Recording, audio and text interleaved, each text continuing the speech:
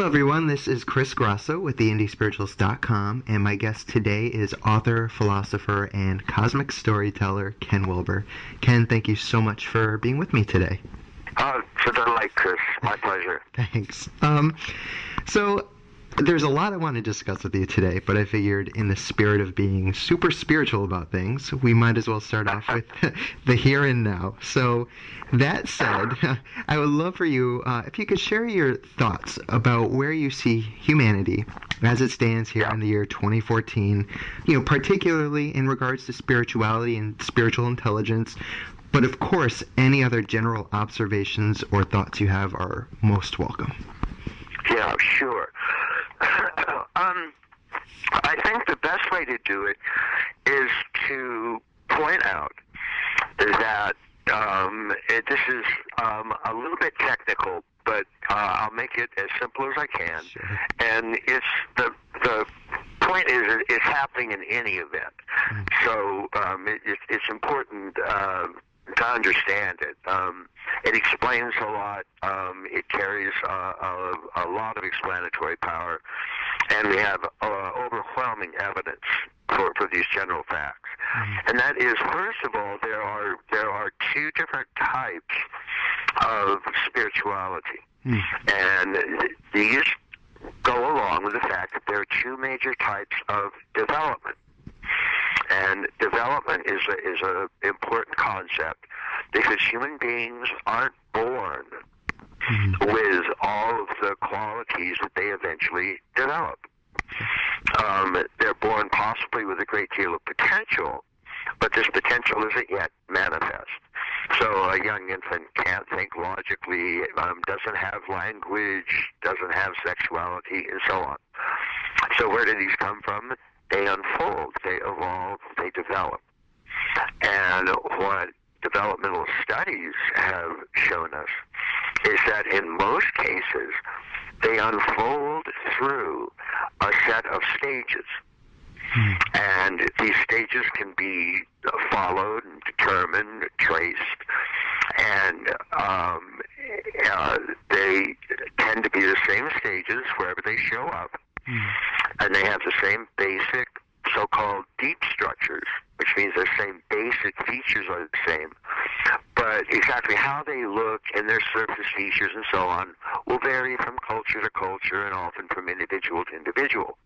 They have the same basic stages. And this particularly applies when we look at spirituality. On the one hand, we have stages that are generally involved in what I call growing up.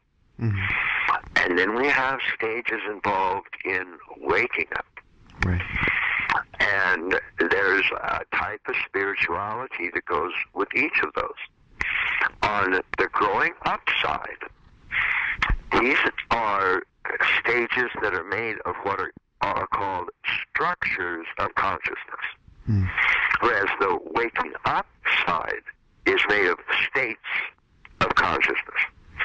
So structures of consciousness are something that are the actual tools that the mind uses, the actual structure or pattern of the mind at any of its particular points of growing up and developing and having structure stage unfolding.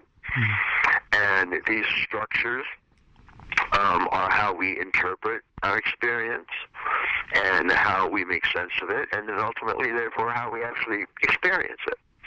And that's why people at different stages of development will see the world differently, will look at it differently.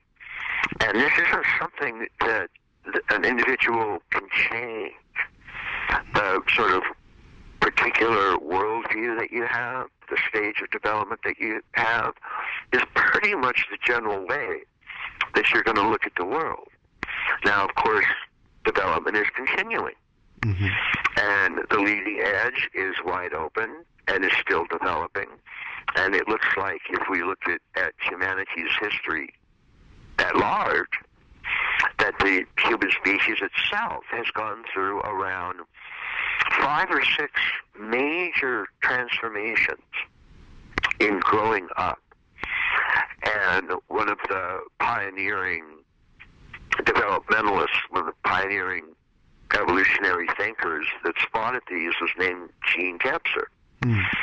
And we can use some of his terms for these various major stages of growing up.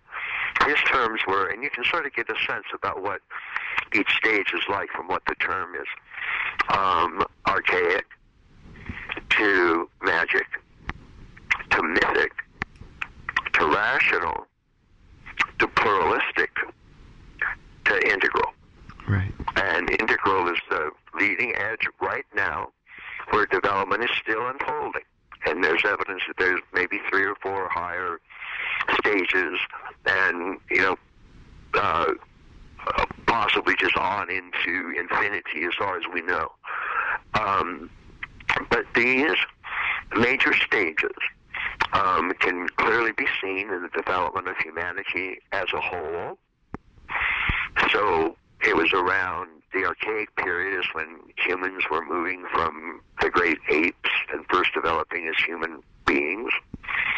And then magic emerged as early as around 200,000 years BCE, and was the first early dominant form of human worldview. And then mythic emerged. And the difference between magic and mythic is magic was dominant during the hunting and gathering period. So it was present focused and had a lot of what we would today consider to be superstitious or magical beliefs.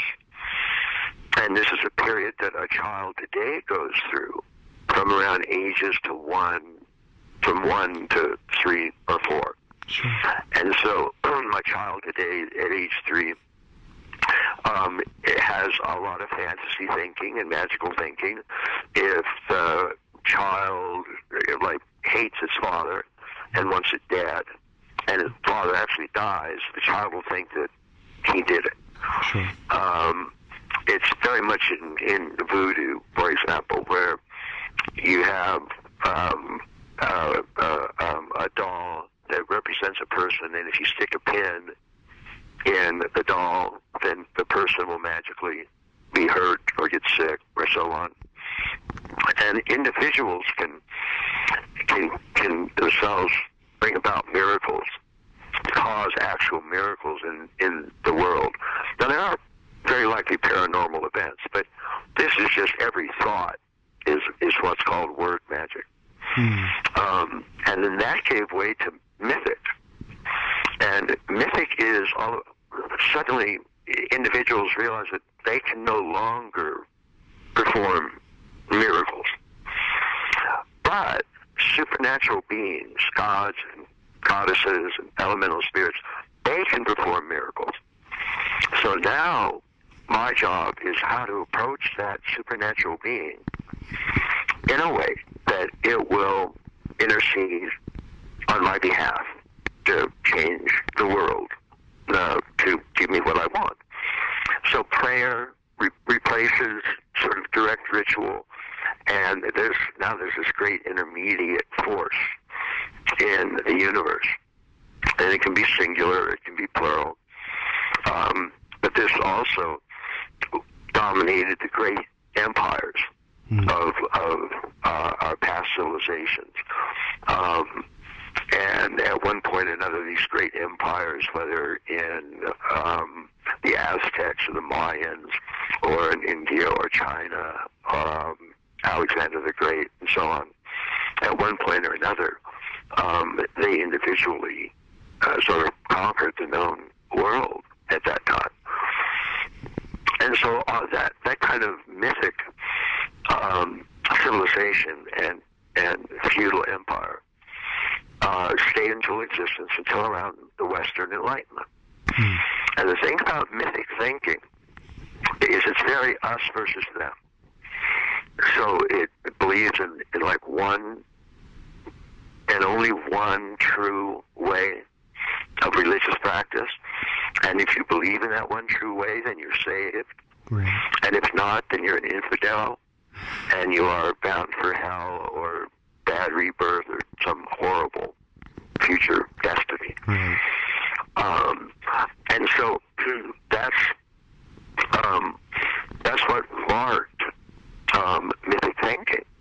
And so the primary job, if you're thinking mythically, is, first of all, you belong to a chosen people, and your job is jihad, which means holy war, Right. and that occurs either, from a mild form, which simply means converting people to your view of the one correct religion, to killing people that aren't of the same view.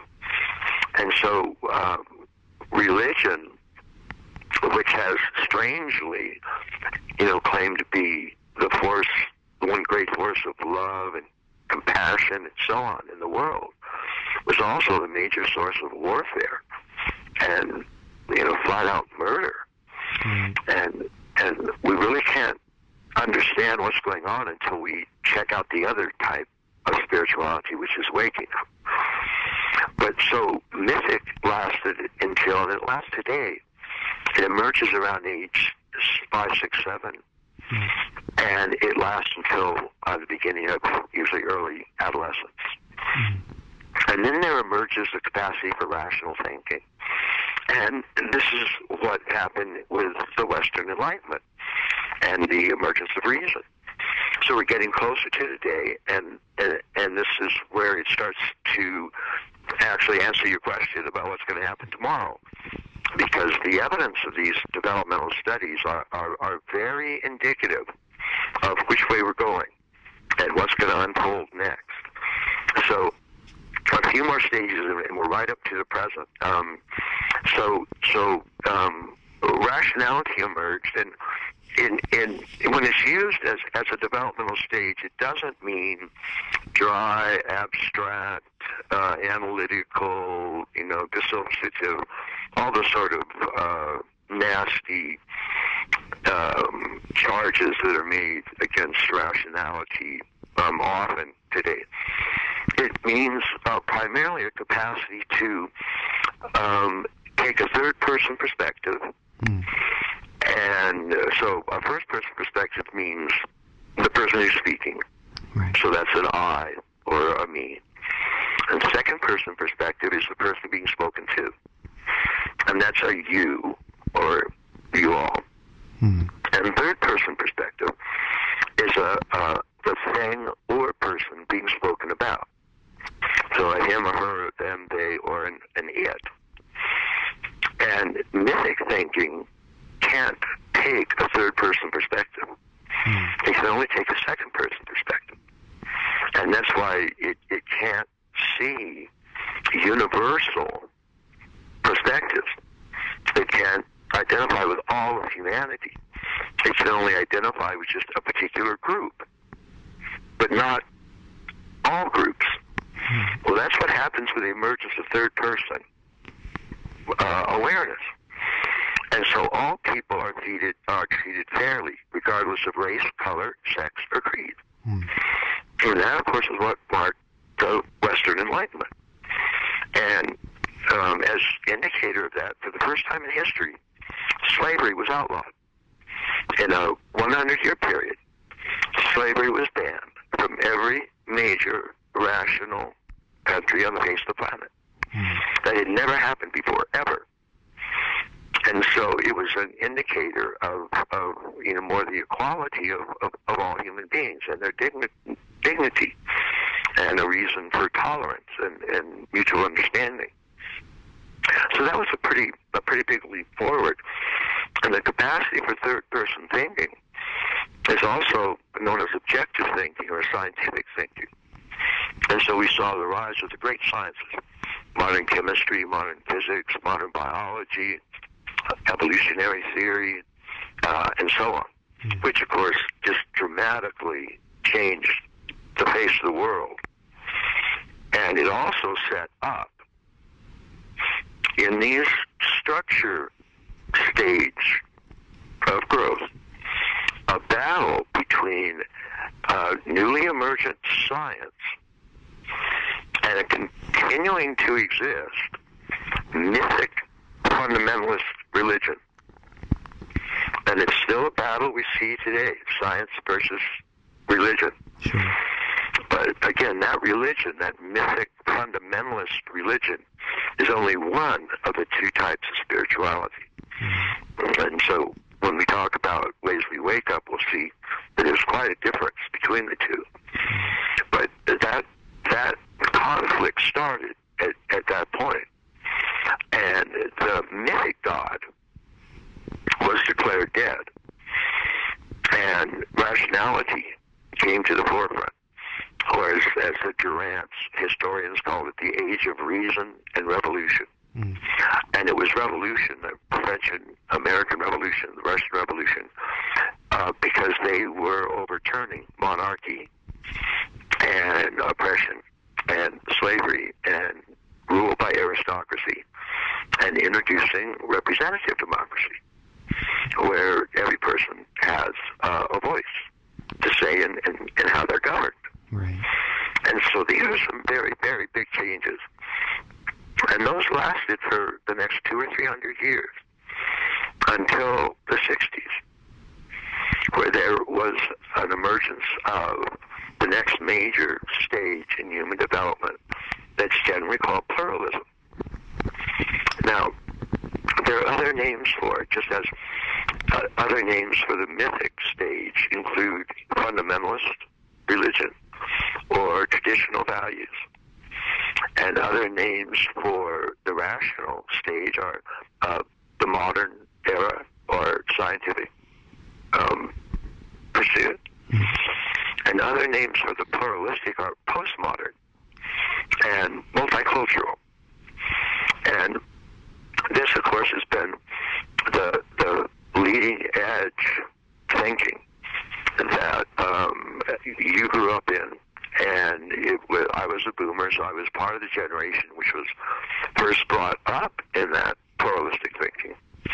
And the idea there was that, we're particularly sensitive to oppression of any sort, and we wanted freedom for all, and so we, believed in everything from feminism to equality, and we also introduced environmentalism, understanding that the environment also had other sentient beings that had certain rights to existence, and that humans didn't have the right to simply dominate everything, and so on.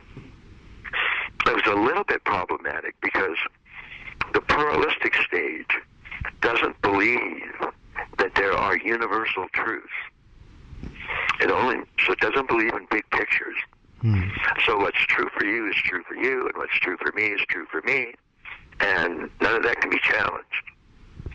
The problem with that is that it doesn't allow us to really create any universally true stories or have any genuinely universally true truths. Right. Now, that in itself is a bit of a contradiction. The postmodernists were claiming that it was universally true, that there was no truth, which is itself a universal claim. And so it kind of eventually got called to carpet for that.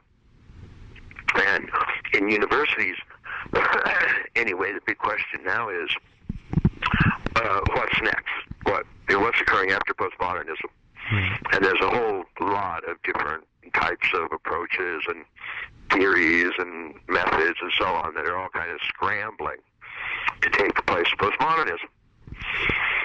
And one of them is central because these first stages, which, by the way, were correlated with techno-economic modes of production, and those went in this order from magic to mythic to rational to pluralistic, went from foraging or hunting and gathering to horticultural, which is farming done with a simple stick or hoe, to agrarian, which is farming done with a heavy animal-drawn plow.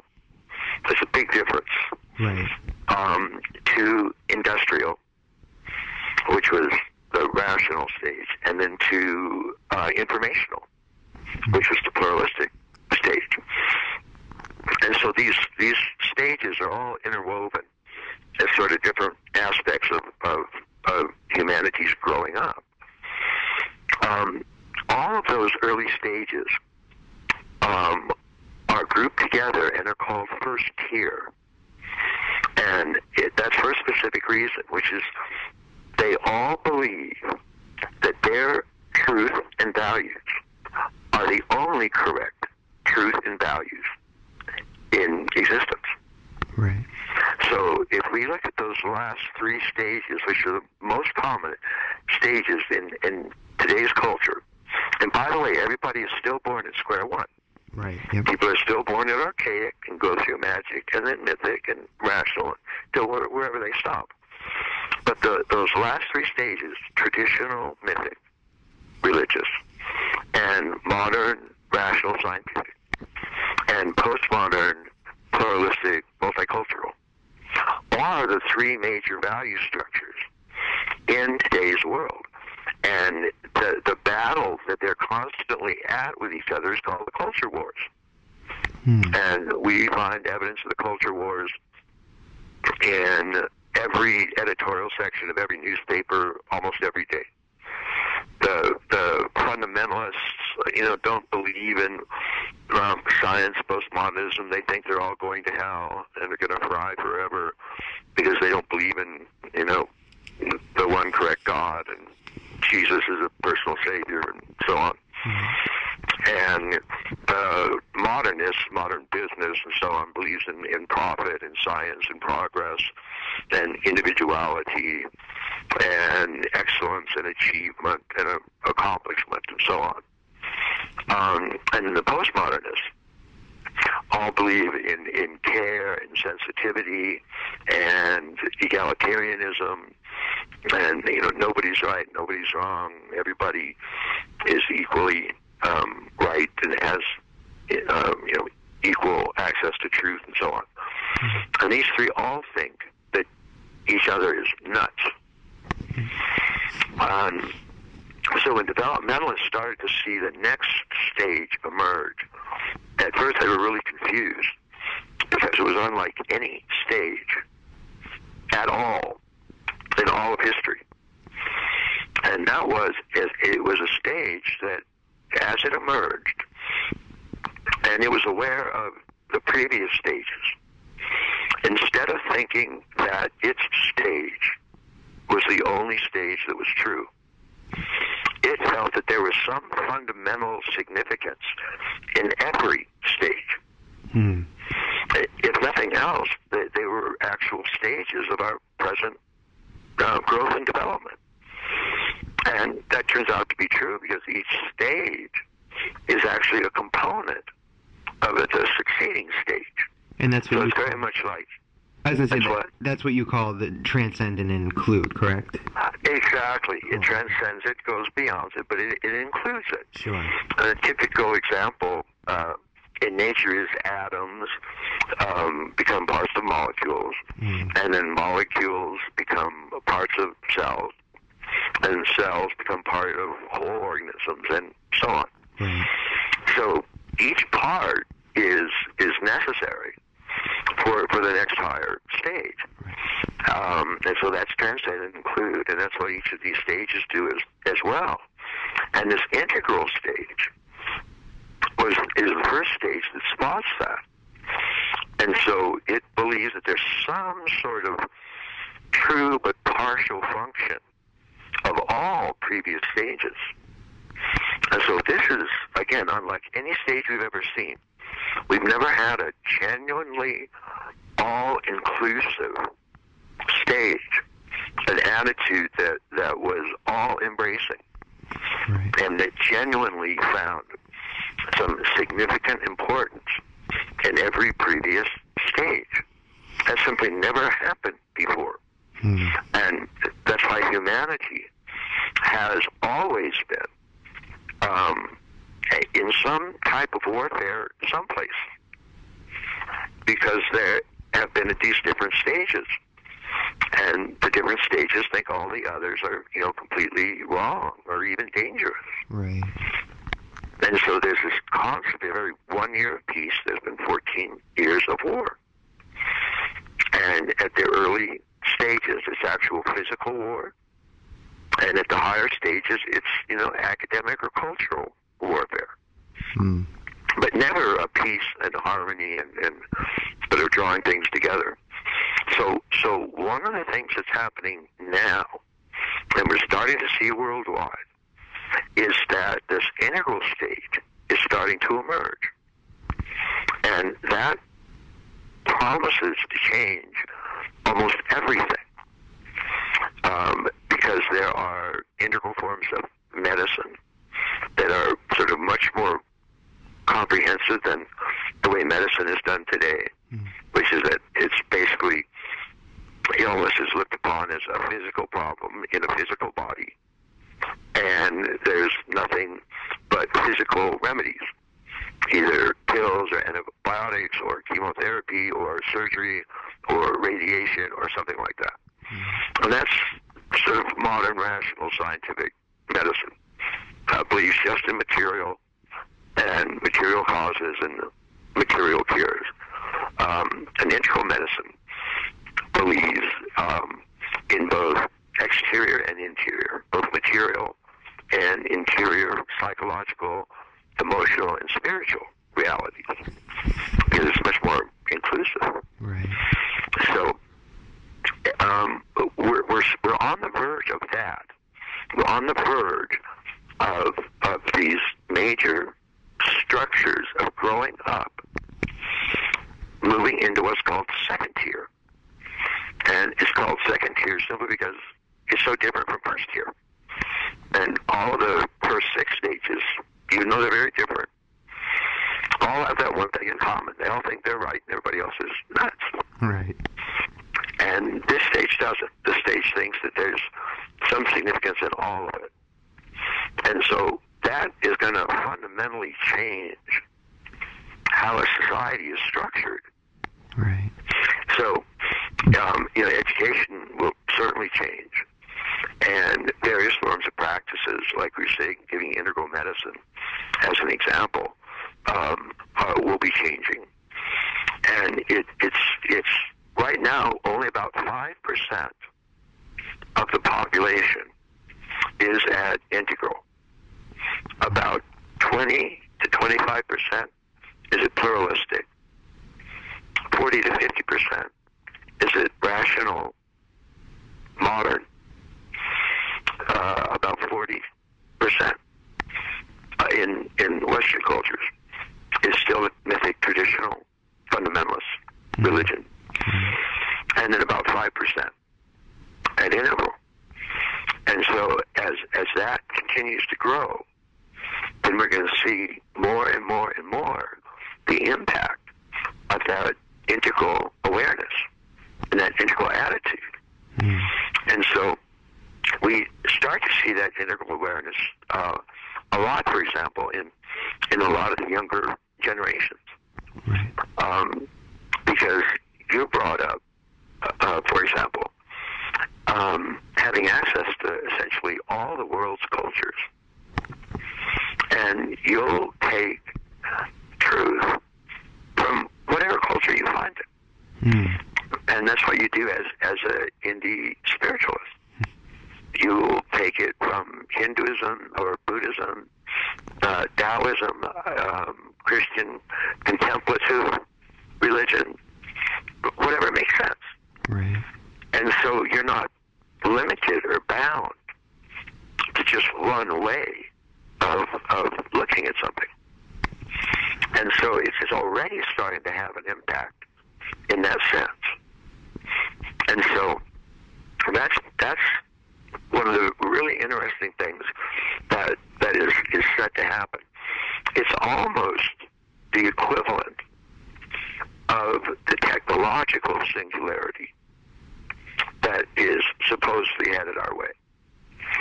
And of course, Ray Kurzweil and many others are talking about the dramatic changes that are coming to genetics and nanotechnology and robotics because of the extraordinary increase in computing power and digital technology. And so that's coming our way. That technological revolution is coming our way.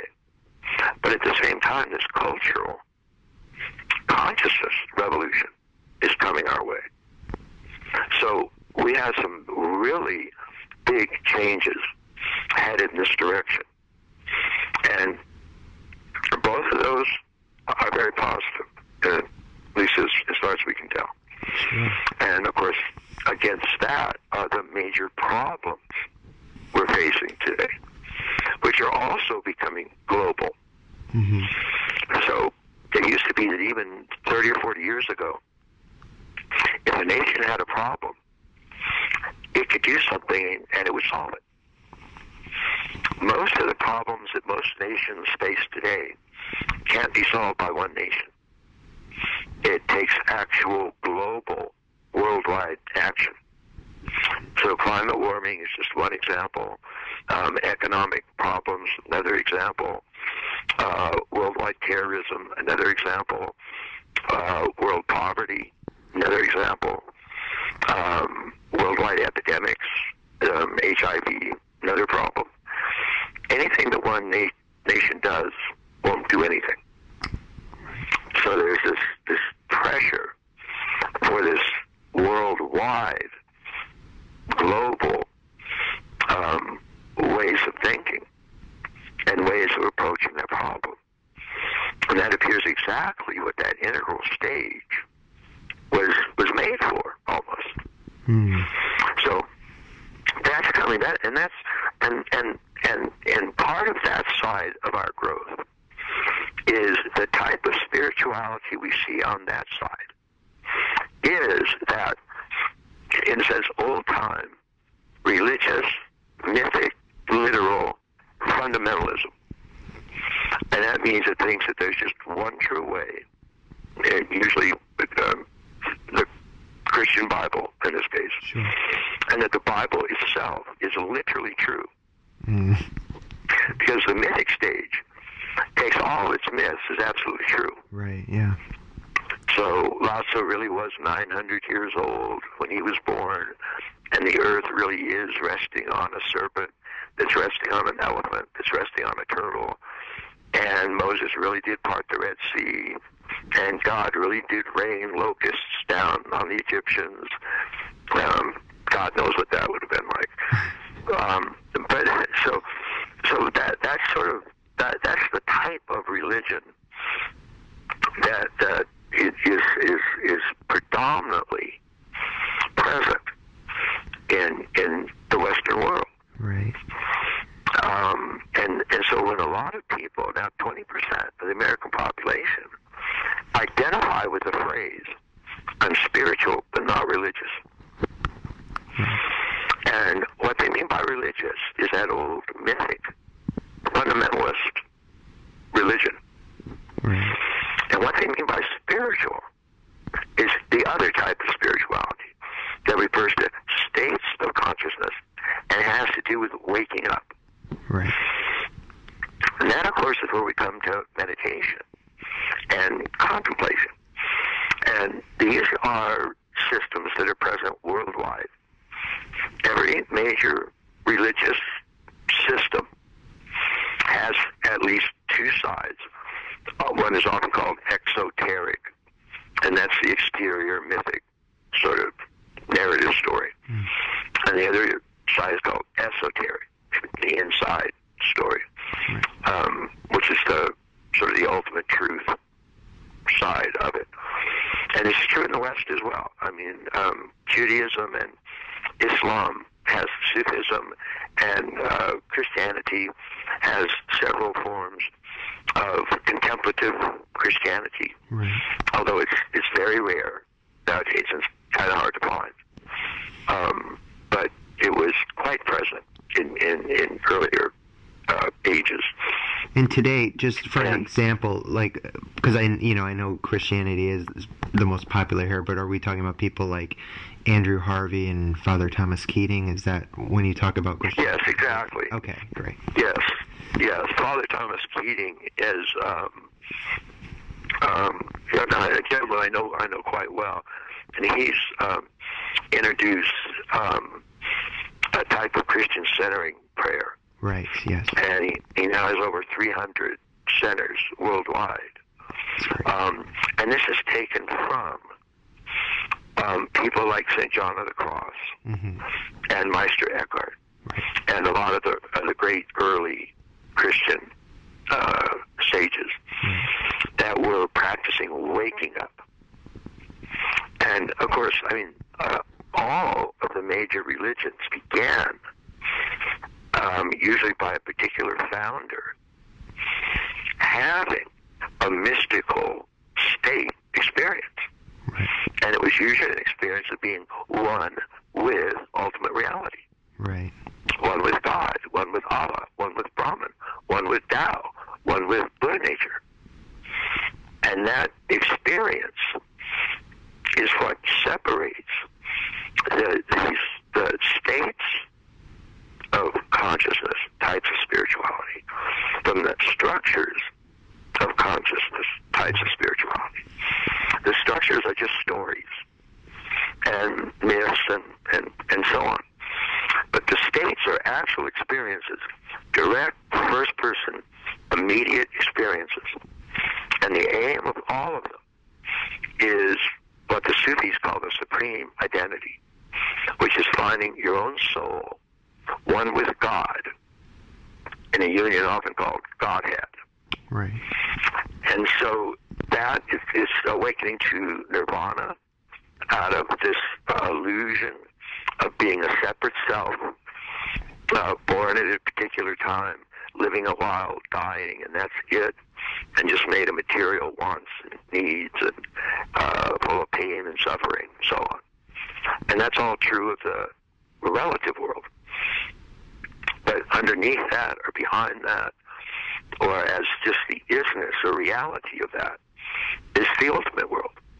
The world of emptiness or suchness or isness or ultimate reality itself. Right. And our basic summum bonum, greatest good, is to discover this ultimate oneness, this ultimate ground, which is identical in all sentient beings.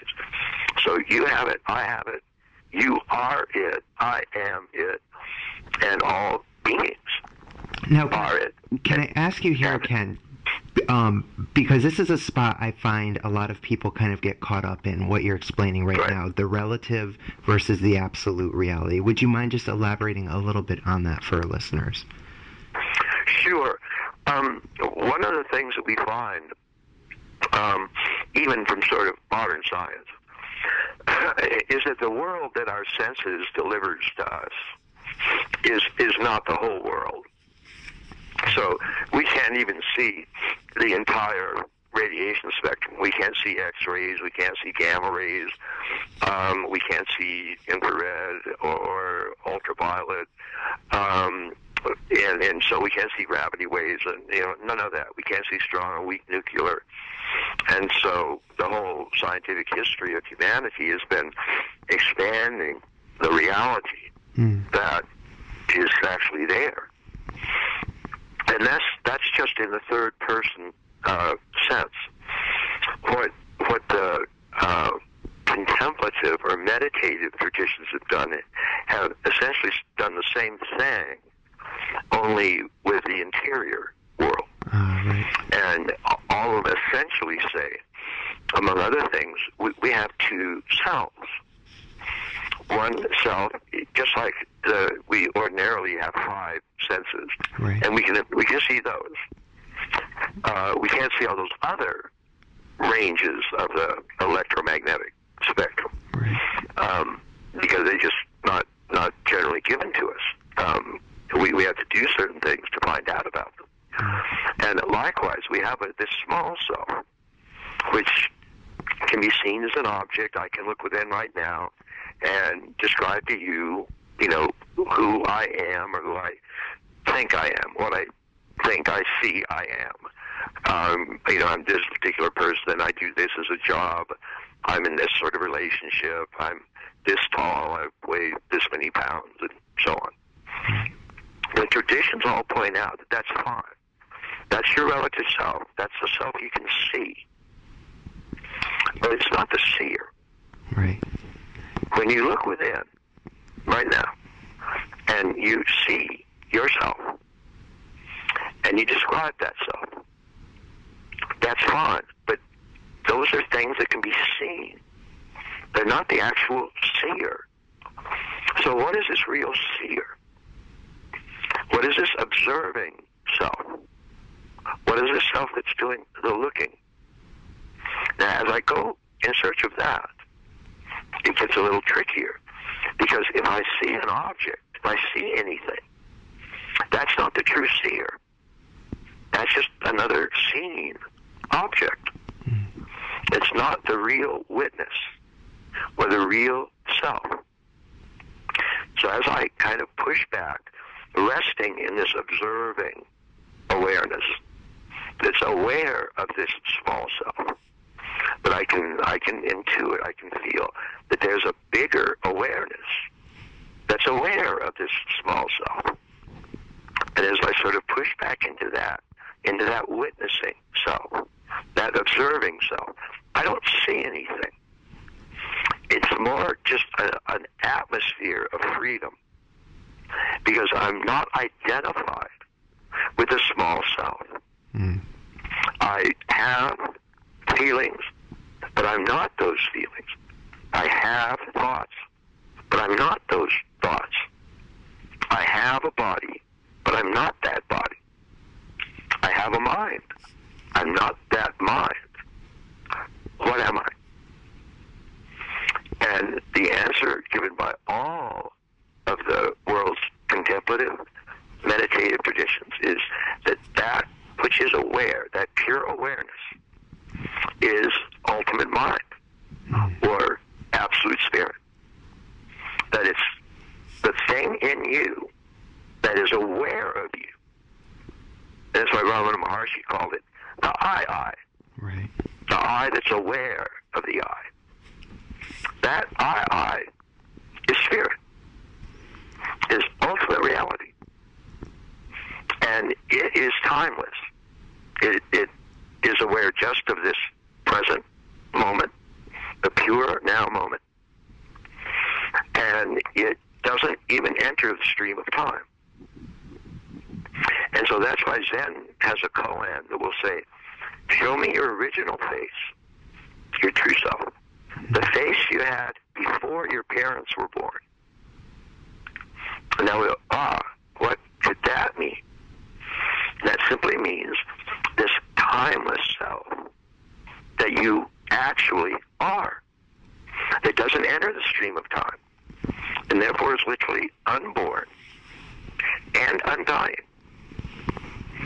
So Jesus says, before Abraham was, I am. And even the Old Testament has God saying, tell them I am has sent you. Right. That I am, you can feel an I amness. Even if you're aware of this small objective self, you can realize it maybe a month ago. What was this self doing? You probably can't remember. But one thing is certain, I am was present. This I amness in you is unchanging. It's present moment to moment to moment, because it doesn't enter the stream of time.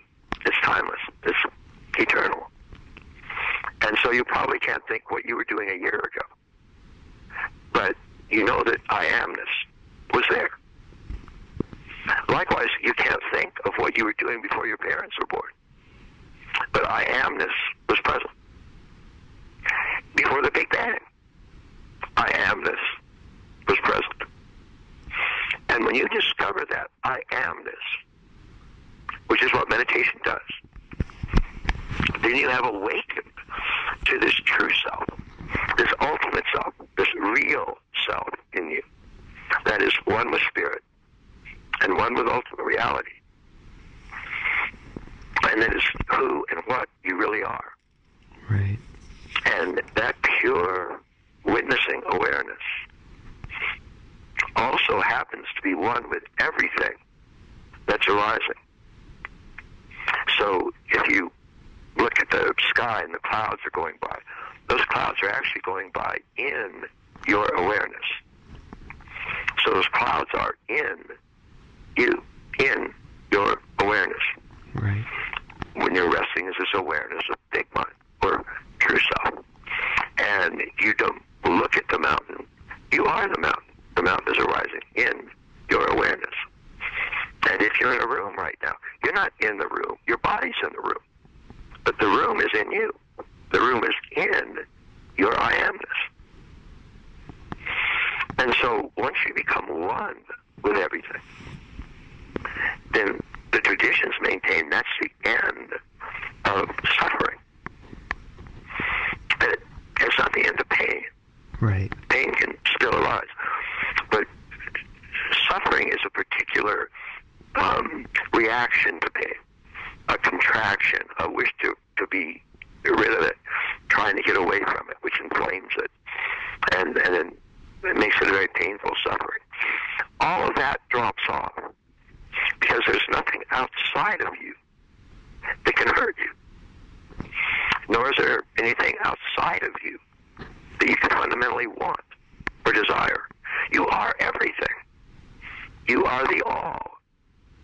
It's all arising in your awareness, just as your small self is arising in your awareness.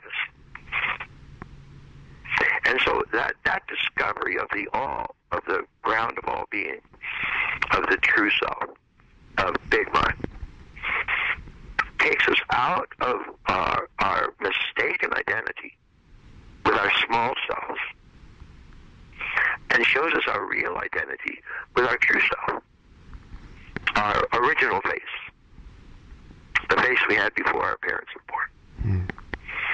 And so that, of course, changes everything.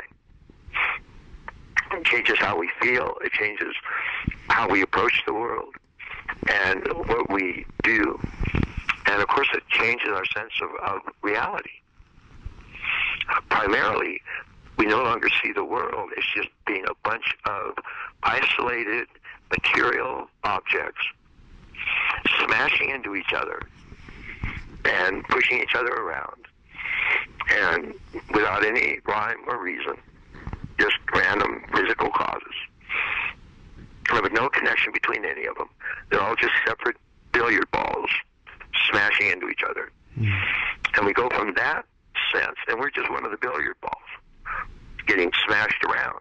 Right. And our primary desire is not to get smashed around, not to get hurt. So we're worried about security and so on.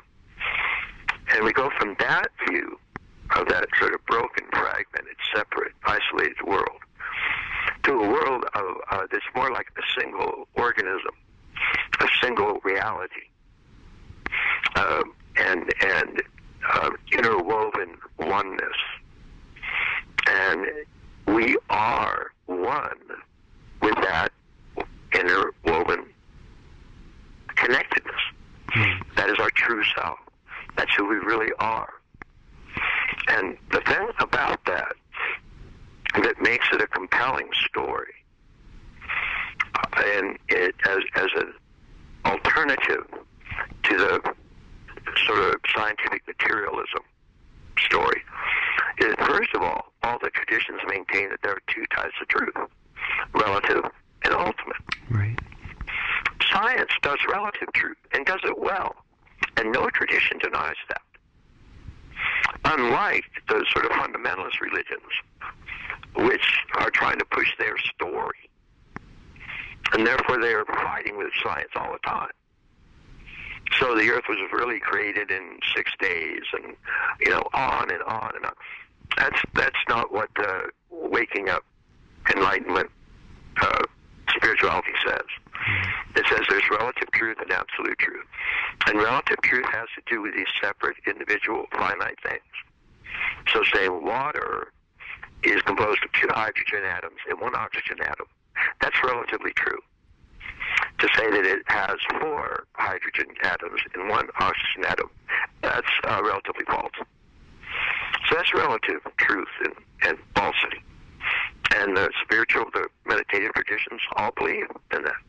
But there's also ultimate truth. And ultimate truth, relative truth, is known by separating the subject from the object and then trying to determine something true or false about the object. Ultimate truth is known when the subject and object become one. In other words, in a mystical state of supreme identity, of pure oneness, of resting in I amness, of I. And that's ultimate truth, because it's absolute and spaceless and timeless and therefore unchanging. Whereas relative truth is evolving and changing all the time.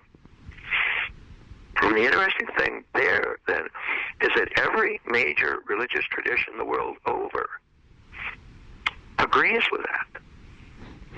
And when you look then at how they explain ultimate truth, there's absolute, fundamental agreement on that side of the street. Now, on the relative side, they all have their own different stories. And most of the people that believe in a particular religion are only believing in the relative truth part of that religion. It's not true at all that everybody in the East are, these awakened masters stuff. They're quite rare. But they all agree with each other. And it's that almost universal agreement about the nature of universal reality, about this I amness, about this real self, about this true self, this original face, this I. That in addition to what you experience it yourself, it carries an overwhelming sense of reality.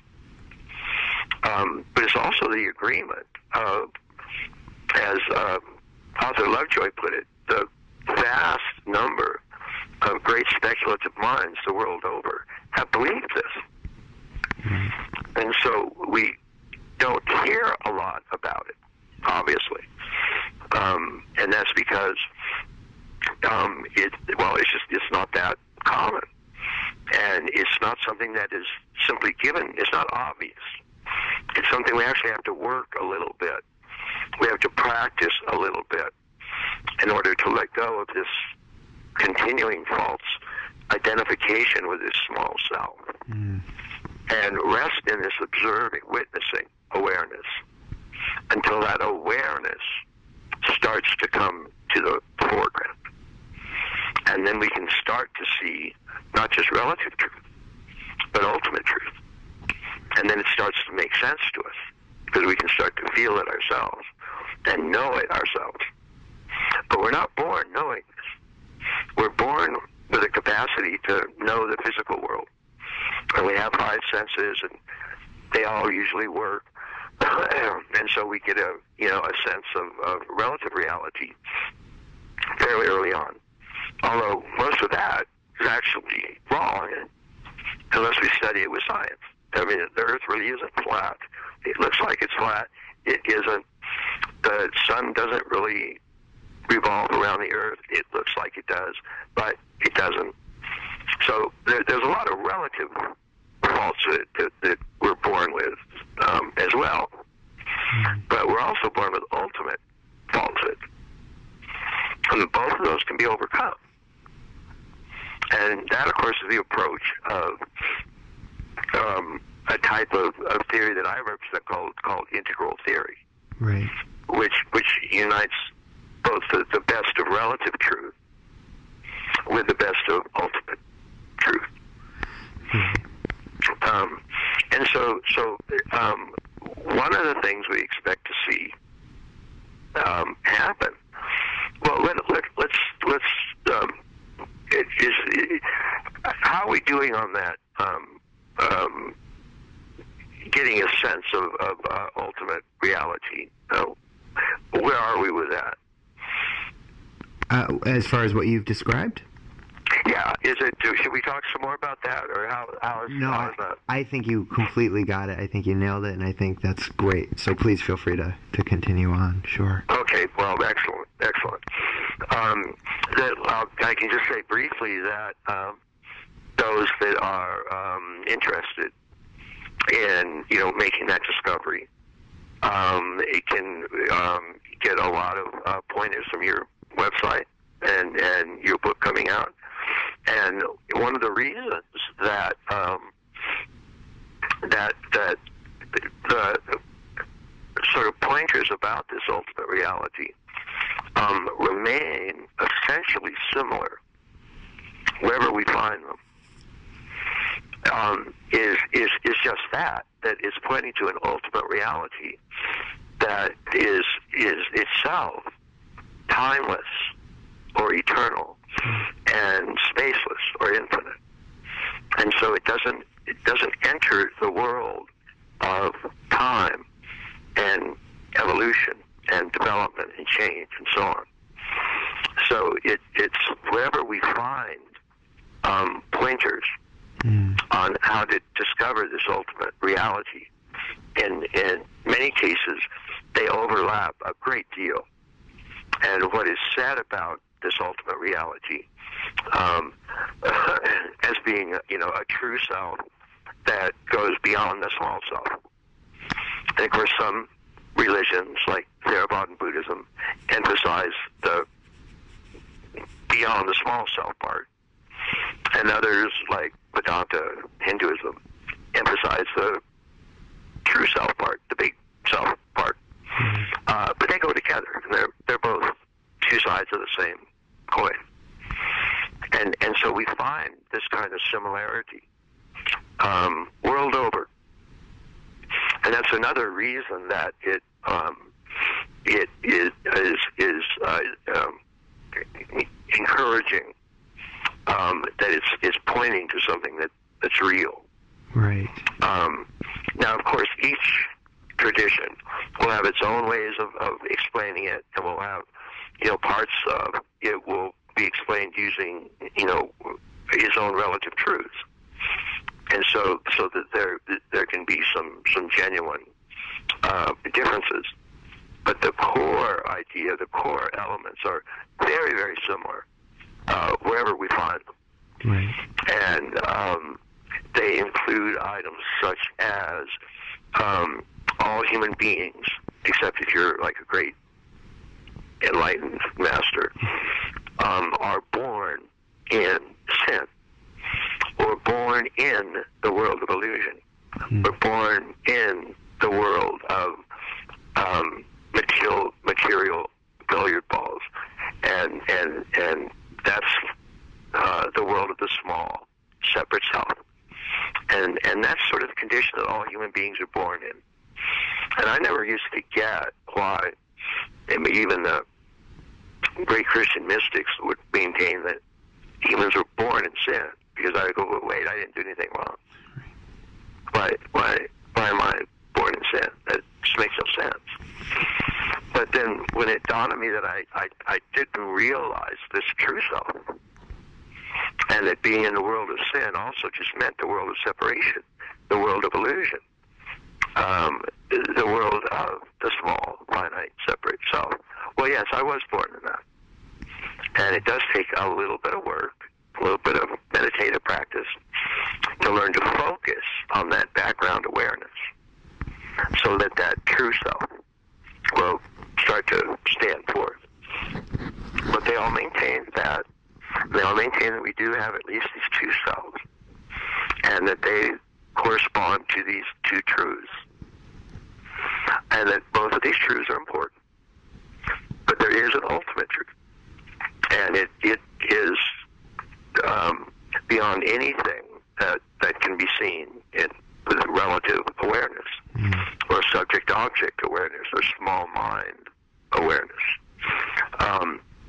They all believe that an important part of this is looking within, that the kingdom of heaven is within, that it's not, heaven is not actually some physically located place that you're going to go to if you live by all the rules. It's the same world you're looking at right now. You just look at it differently. And you look at it differently primarily by being that world. You don't look at the mountain, you are the mountain. You don't feel the earth, you are the earth. You don't see the rain falling, you are the rain falling. So it's not a different world. It's just a world seen differently. And they all agree with that. And the fact that every small self that is actual reality is this larger true self or spirit means that every individual sentient being is one with God, one with Godhead. And they all agree with that. What I actually... Oh, go ahead, and then I have a quick question, but you could finish. I just want to interject something when you're done with that. Sure. And then just very quickly, and they all believe that there are a series of steps or practices that you can take that will help get you from this case of mistaken identity with this small self to your true identity, and enlightenment and awakening to your true self. And there's a set of practices that can help you do that. And all of them have various practices. And it's particularly in the practices that we find some differences. Although there are a lot of commonalities as well. But that's one of the reasons that looking at the world's traditions as a whole is interesting, because some of them have things like Zen and its koan system, or Tibetan Buddhism and its visualization system, and so on. Almost all of them, though, have one practice that they have in common, and it's most often known in the West as mindfulness, or simply the practice of pure awareness, simply being aware of the present moment fully, and just be completely present in the timeless now moment fully, and simply be aware of what arises moment to moment. And what happens there is that you end up making that small subject object, and that means that you've transcended it, and you're resting as the I, aware of the small I. You're resting as I, or true self. And so that's a very common practice found in virtually all of them.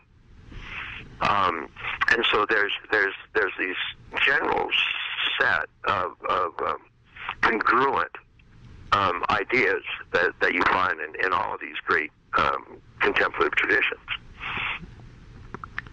And so, what I was going to ask you was, so we're speaking about relative and ultimate truths, and so even someone begins their meditation practice and they come and have a nature mysticism experience, for example, or they begin to get a taste of this, but then they're kind of still stuck in this material world, and it takes a while. You mentioned years of meditation, generally maybe like 5 years or so as a rule of thumb from level to level. Sure. But something that I heard, I was listening to your 5 Reasons You're Not Enlightened talk recently, and I love that. And you, at one point you mentioned, what was it, ornaments of spirit, when you're looking at the material world. And I really appreciated that. And, and it just dawned on me as for people that have had that taste, but then, you're still kind of, you're very much, you still have that ego identification, you're aware of it, but it's there, and you're trying to become more mindful, as you mentioned, in your everyday reality. I really appreciated that, ornament of spirit and seeing the material world in its objects in that way is a helpful practice with, cultivating mindfulness. So I was hoping you could talk a tiny bit about that, and then we'll get into your fourth churning, which I'm pretty excited to ask you about as well. Sure. Well, that's one of the great things about this experience of awakening. And the experience itself, it is known as awakening or enlightenment. In Zen, it's Satori. In Christianity, it's metamorphosis. In the Chinese tradition, it's Wu. And in Vedanta, it's moksha, or liberation. Mm.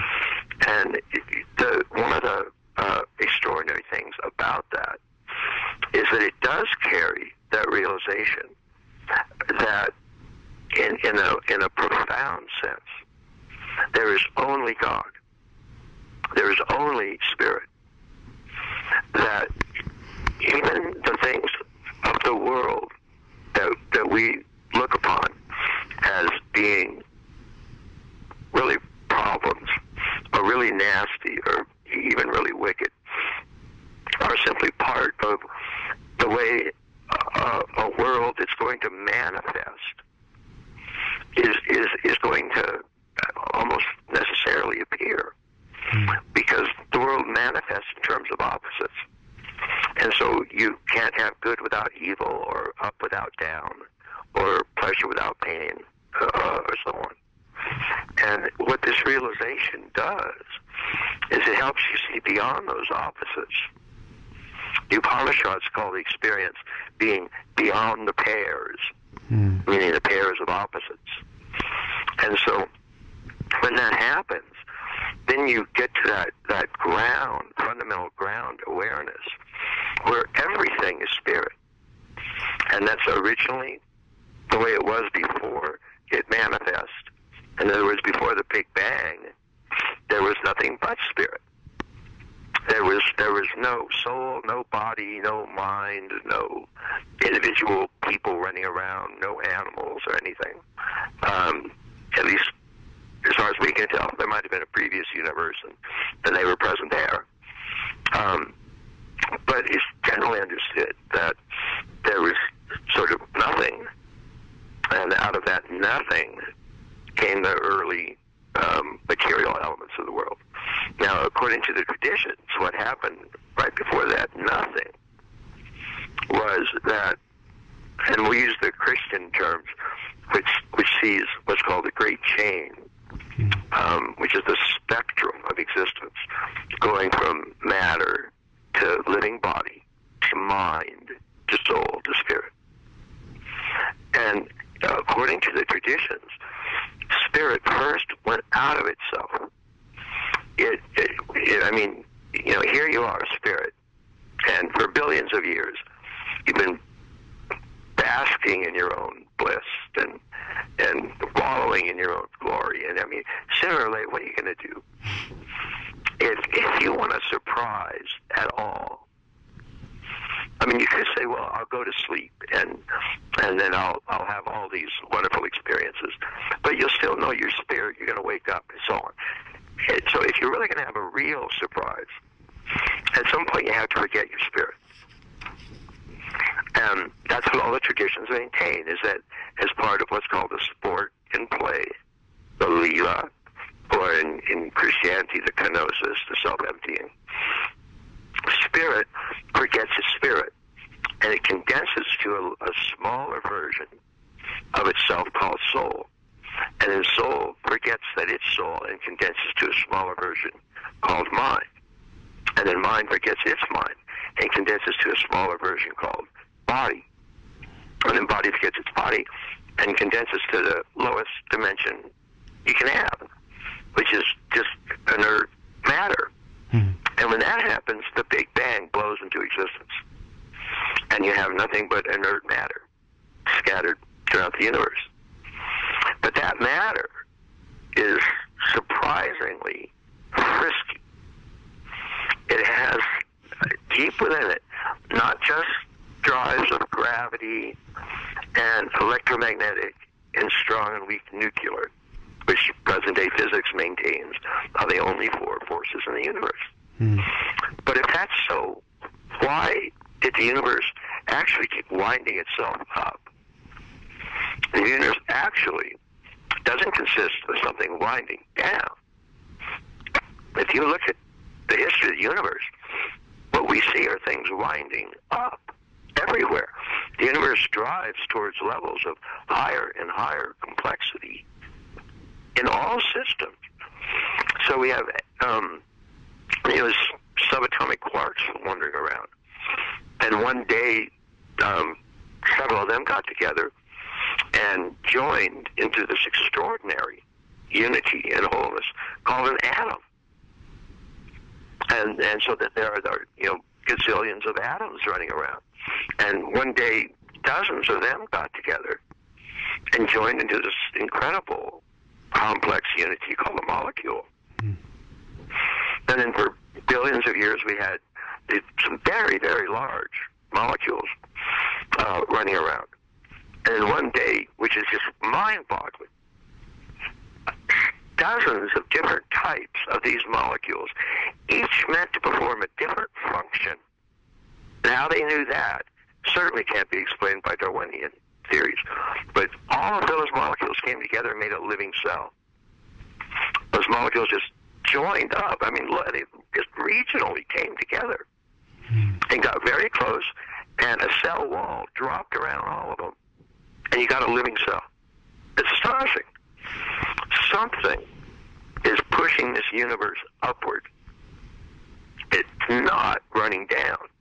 And then those cells came together to make multicellular animals, and those started doing things like photosynthesis and oxidation and, oh God, I mean, sex came into existence. I mean, it's outrageous. Mm. There's an extraordinary drive to higher forms of unity.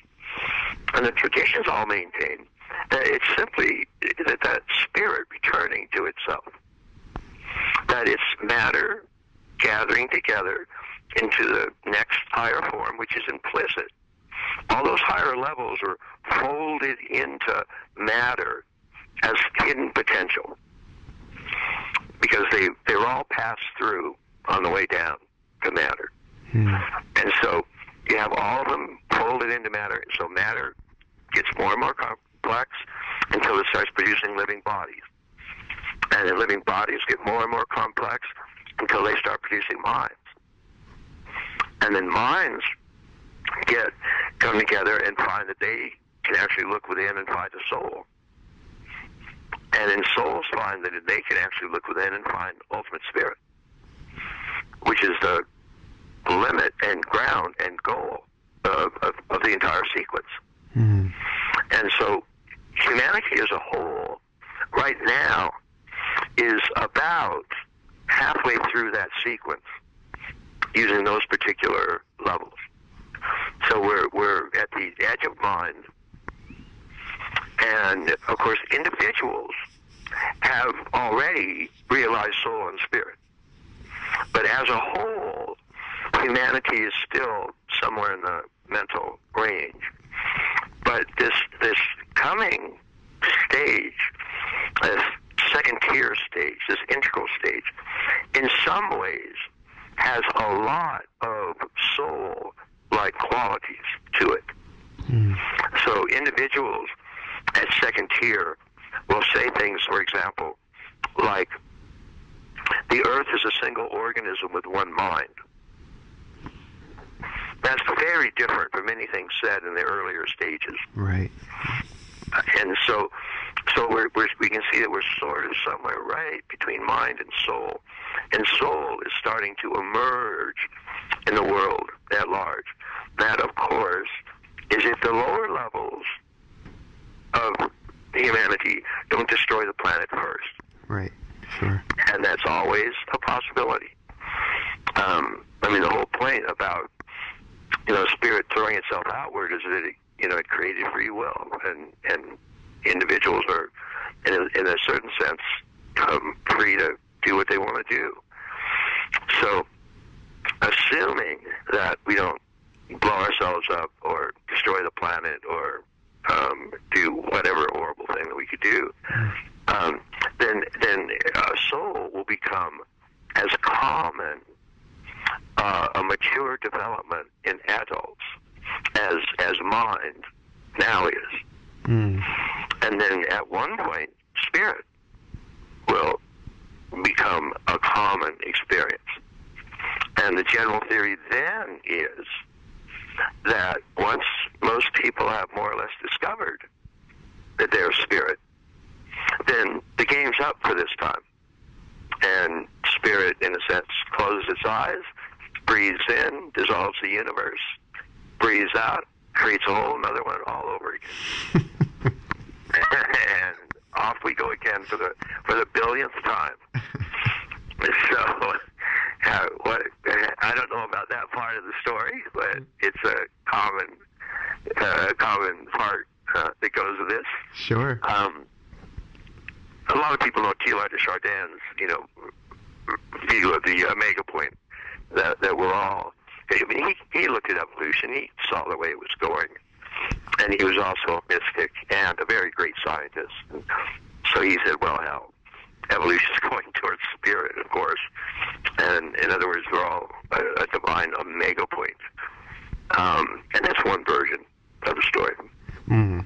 And so now, for the people that experience, which I know you said is very rare, but for the people that really do make that complete, they dissolve into Brahman. Or like the Buddha, he woke up. Say we get to that point again, and it all happens all over again. So that's it's only one. So that includes you and me and everyone we know. It just all happens over again, correct? And it's just on and on it goes. Yeah. And that's why there's still at the bottom of every human's memory, so to speak. I mean, and what's actually looking out your eyes right now, and what's actually hearing with your ears right now, is spirit. Right. This I amness of yours is the one and only spirit that's present in all sentient beings.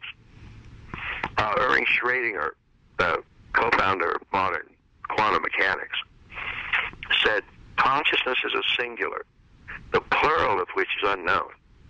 And I like that. It's another way of saying that there's really just one spirit. Yes. And everything is a manifestation of that spirit. And that's why everything is an ornament of that spirit. And so that's why we can see everything that's arising around us as ornaments of spirit, as just twinklings on the surface of a deep spiritual reality itself. Common analogy used is the ocean and its waves. Right. And it's not just that each wave is a wave of the same ocean, although that's obviously true. But the way that spirit is fully present in each moment, in the analogy, is given by the fact of the wetness of the waves. And a lot of traditions call this ultimate reality because it's just the presentness of everything right now. And so in Buddhism, that's called suchness, or thatness, or thusness of everything. And thusness is another term for Buddha mind, or Buddha nature, for ultimate reality. And Eckhart called it isness. So it's just the simple suchness of the table that is spirit. It's the simple thusness of the mountain that's spirit. And you, of course, are this thusness. That's the I amness of what you are, is your thusness, the simple suchness of being. And it's without any elaboration or, without any time, just its simple presence right now. Its spontaneous presence is still spirit. And it's sort of spirit, kind of winking back at us, going, "Do you recognize me or not?" and hopefully at some point we go, "I know you." As Buddha said when he was awakening, "I found you out." Right. Well, so before we get to that point where we're all just these amazingly illumined, souls and beings, you're working on the fourth churning, which, I'm really excited about this, and you'd sent me along, which thank you again for sending. It was a kind of a primer or an introduction. And before we got into it, if you don't mind, I wanted to just read a bit of an excerpt from it that really, I think, lays the groundwork of why it's a necessary and important piece of what you're working on, for this time in humanity. So I'm going to just read that quickly, and then we'll jump into the fourth churning. So it said, you'd written, the idea is basically that now is absolutely the time that the world's core religions get serious about updating their fundamental dogmas and dharmas and gospels. That it has been over 1,000 years, at least, since virtually all of them added significant ideas and practices to their main teachings. Teachings that themselves, virtually without exception, were originally created when men and women literally believed the earth was flat, that slavery was considered the normal state of nature, that women and other minorities were considered second-class citizens, if citizens at all, that evolution had not yet been discovered, nor most of the modern sciences, and thus the principal source of serious knowledge was considered to be mythic revelation, not scientific experiment, and that the multicultural nature of so much knowledge was completely unheard of. My thesis is that the core ideas of the great traditions can literally and seriously be retrained, but reinterpreted and included in a much more inclusive framework, often called an integral framework, that adds to those core doctrines the many new discoveries about spiritual experience, spiritual intelligence, and spiritual development that have been discovered during those 1,000 years. The result is a spiritual framework that transcends and includes the central teachings of the traditions, including the old, but also adding a significant amount of new material that is fully compatible with the old, but that, in essence, brings it up to date in the modern and postmodern world. So I know we've already covered a bunch of that, and I think that's great that we were able to provide listeners with that background before we get into the fourth churning. So if you could tell us about this. I know it's not just a book coming out later this year or early 2015, but you're doing something out in Colorado, I believe, with it. So just let us know all about it. Sure. Well, the general idea is that looking at these two forms of spirituality that we've been discussing, which one is a spiritual story, basically, and it's that's generally the developmental axis of what's also called multiple intelligences. The growing up factor that we do goes through at least a dozen different types of intelligences that move through those structures of consciousness. So we have a cognitive intelligence, an emotional intelligence, a moral intelligence, an aesthetic intelligence, a somatic intelligence, an interpersonal intelligence, and so on. And this is sort of a recent discovery. And it used to be thought that we just sort of had, an IQ. But it turns out we've got about a dozen different IQs. And the interesting thing about them, though, is that they're all different developmental levels, so to speak.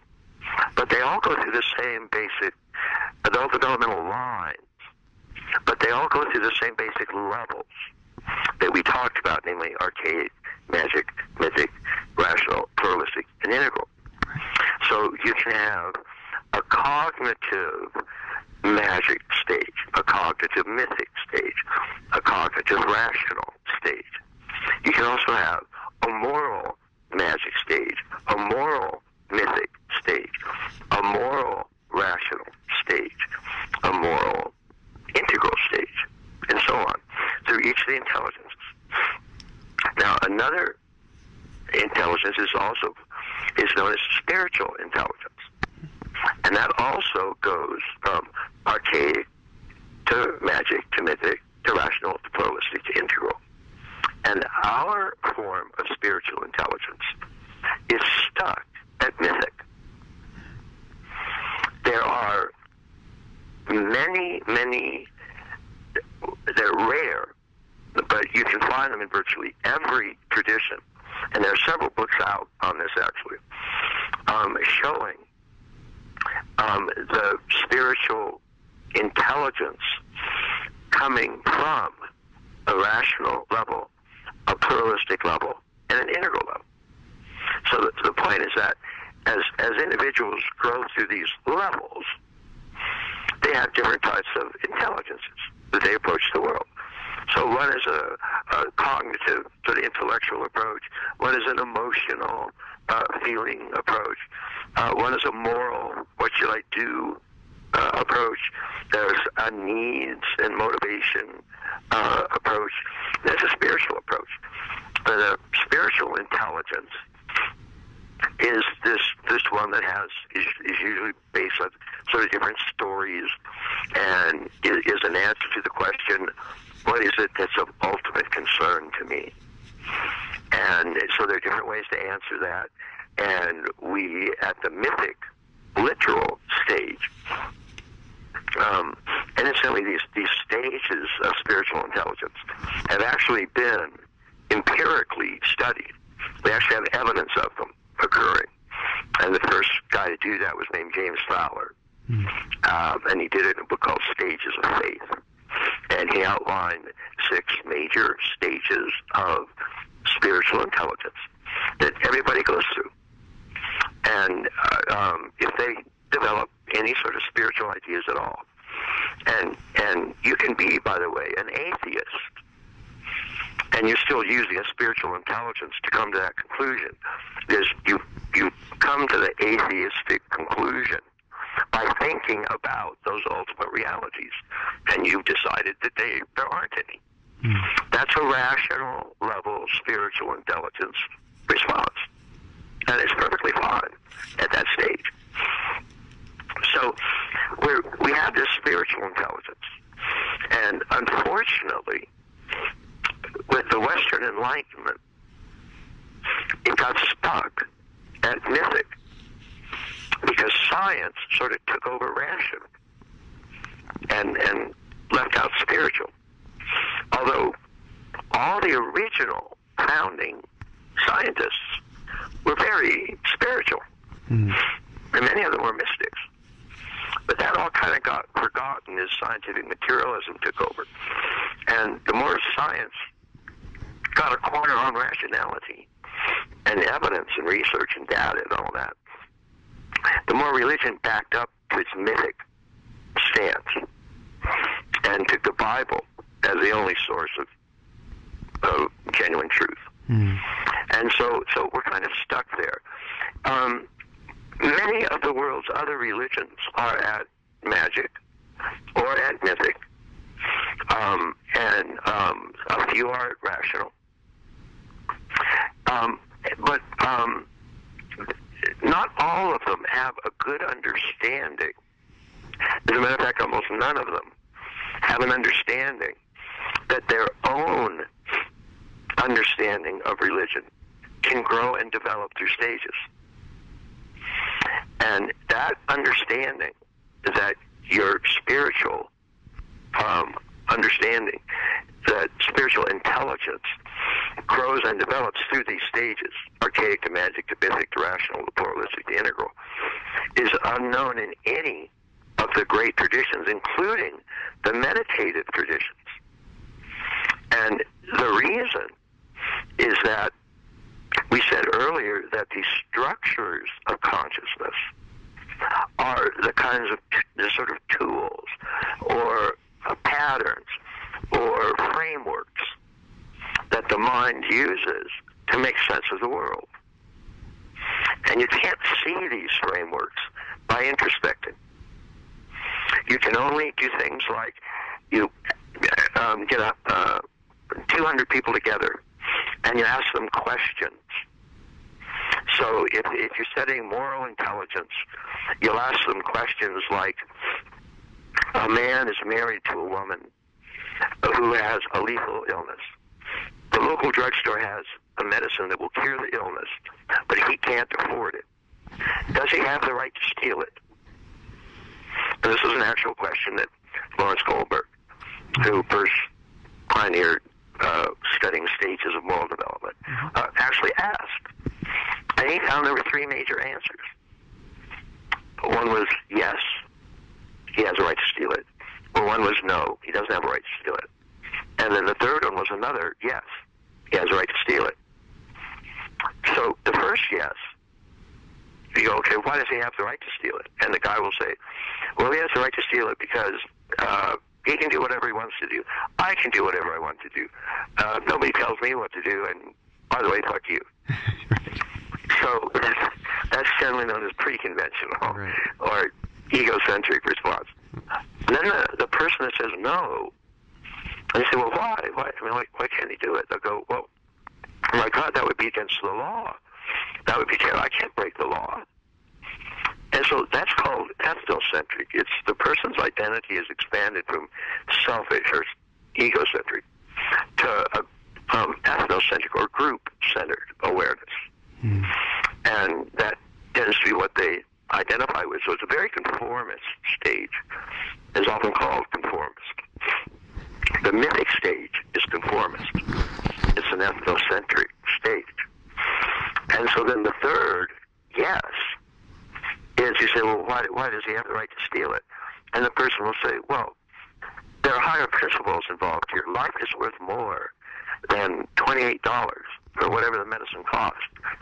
And so, of course, in these circumstances, the man has the right to save his wife's life. And that's a very high reason. That's a rational or even pluralistic level moral response. So that's how you discover those levels, is you ask those kinds of questions, and you look at the kinds of responses, and you follow them over time. And you to make sure that you've got an actual stage. So over time, for example, if somebody said no, and they grow, they move to a different stage, they'll always move to the third stage, or the second yes, the higher yes. They'll never move to the first yes. So it shows that there's a direction to these structures. Right. In other words, those are the stages that they come in. So that's how you discover these. So you can't see them by introspecting. Nobody in that group of 200 could look within and go, oh, I see there are three major stages in me. They don't even know what stage they're at. Right. So that's very, very different from a mystical experience, where you actually have a direct, immediate experience, and you know what it is. You have an experience of bliss, or you have an experience of universal love, or you have an experience of radical freedom, or so. You know it. So humanity has known about states of consciousness for 200,000 years. A structure of consciousness wasn't first described until 100 years ago. So the problem there is that although all the meditative schools have stages of meditation, they're stages. They're stages that states go through. And they generally produce things like gross states into subtle states, into very subtle or causal states, then into witnessing states, and then into unity or non-dual states. And all those maps are fairly similar around the world, and they're all maps of that second type of development through states. And those can be seen immediately, and so those have been known for quite a while. Structures can't be seen. And so the problem, though, is that a person that's going through state experiences is also interpreting them through a particular structure. Right. Because they're also at a particular structure. And that changes dramatically. So you can be having a witnessing state experience, but actually resting in the true self. And everything is arising moment to moment, and you're not identified with any of it. You're just witnessing all of it. But then if you're asked to explain that, how you explain it and how you are actually experiencing it will differ significantly depending on whether you're at a magic stage, at a mythic stage, at a rational stage, at a pluralistic stage, at an integral stage. So what we actually have are, even though the world's mystic traditions, for example, are often quite similar, there's still actually at least 6 different versions of them out there. And that's a problem, because none of them are aware of these structure stages. And so you can actually have, for example, a person go through Zen training and go all the way through those 5 major states, through gross waking, subtle dreaming, causal deep formless sleep, pure witnessing, mirror mind, to pure unity, one with the all, one with the ground of all being. And you can be at the mythic stage. And so you'll be ethnocentric. You will say all sentient beings have Buddha nature, but you really only believe it about your particular group.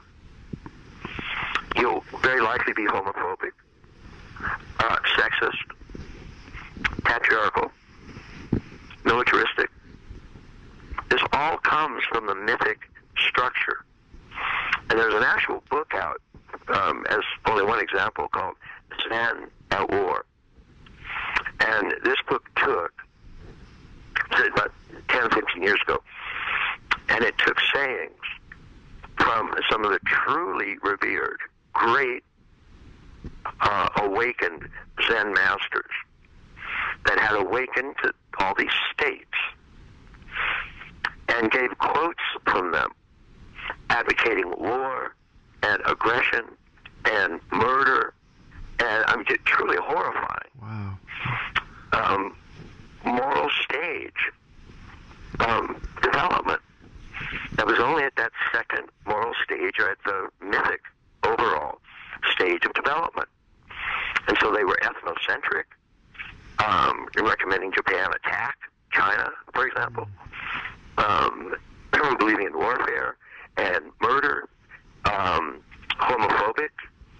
A lot of the Eastern teachers that first came to this country were generally at the mythic level in their structures, and at the non-dual ultimate state stage.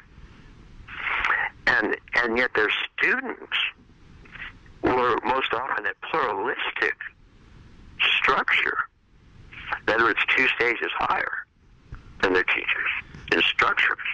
Right. But we're usually at gross, or just the first major state.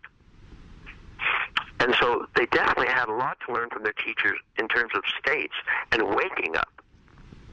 They had 5 more states they had to grow through in order to get the ultimate enlightenment. And that's, their teachers knew about that. But in between saying that, the teachers would often be saying stuff that was just shocking to the students. I mean, we even find little elements of this, and I mean this only in a moderate amount. But the Dalai Lama, for example, has been homophobic for years, and has actually said, stuff like it's against nature and it should be outlawed, and stuff like that. Not good. Yeah. So the idea is that in terms of full enlightenment, we've sort of changed the bar. And we've said that to be fully enlightened is to not only be one with all states that are available at any particular level of a stage of evolution or human development, but also to be one with all of the structures that have developed. So that means that somebody needs or should be at an integral level of development, as well as a non-dual unity state development. Hmm. And that ensures a true oneness.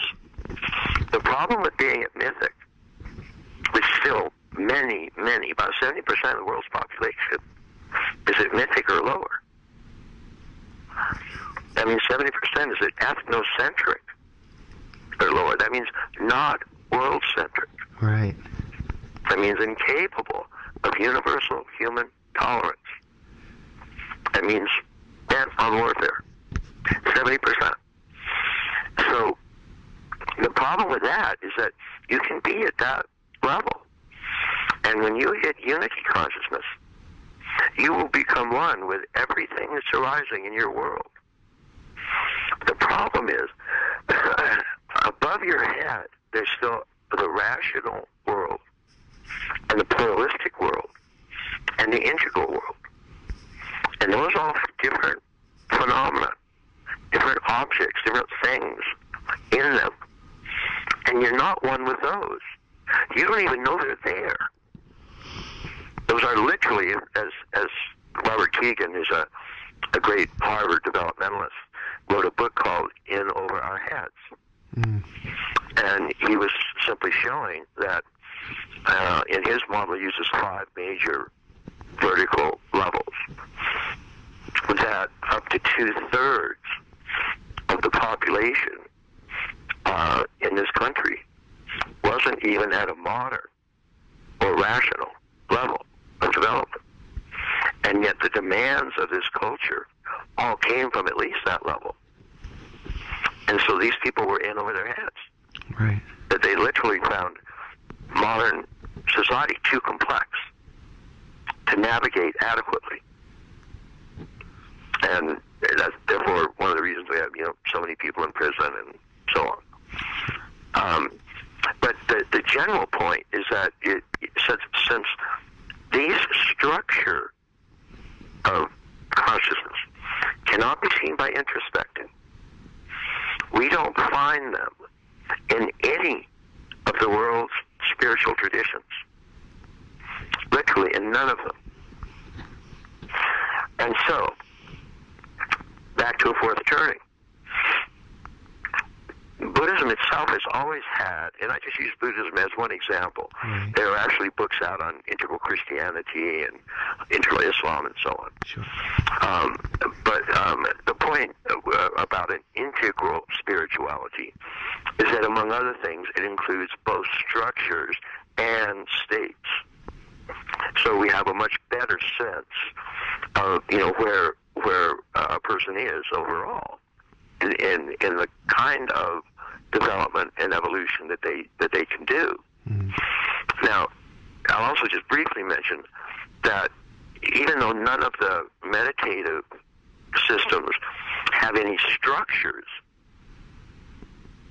none of the Western models, which cover structures so well, the archaic, magic, mythic, rational, pluralistic, integral types of models, not one of those has an enlightenment or awakening understanding. Hmm. None of those, in other words, deal with states. They don't even know it's possible. So it's really catastrophic, because on the one hand we have structures that determine how we grow up, and they know nothing of how we wake up.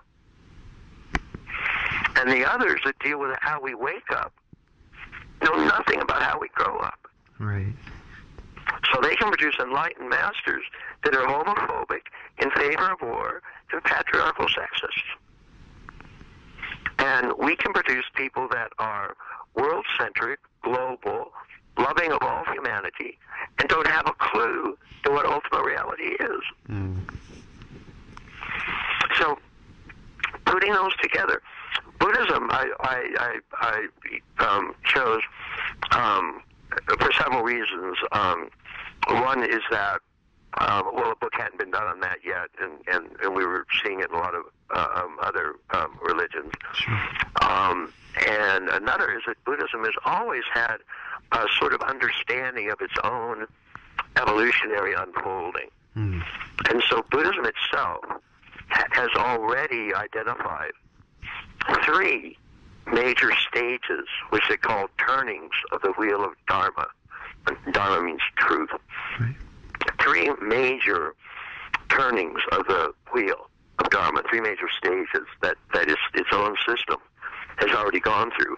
And each one transcends and includes the predecessor. So the first, of course, is the school represented today by Theravada Buddhism and the practice of Vipassana meditation. That was introduced by Gautama Buddha, and it was, as far as we can tell, as close to his original school as any of the schools that are out there. And it was the form that Buddhism was practiced for 600 or 700 years, until a gentleman by the name of Nagarjuna arose. And Nagarjuna was a philosopher sage of just an ultimate genius category. And he sort of looked at original Buddhism, which had tended to separate nirvana and samsara, and say that, you know, the goal is to just get out of samsara altogether and get into nirvana, get into unmanifest, formless spirit, so that you're really not even aware of this present arising world. And he said, well, you know, that's not quite right.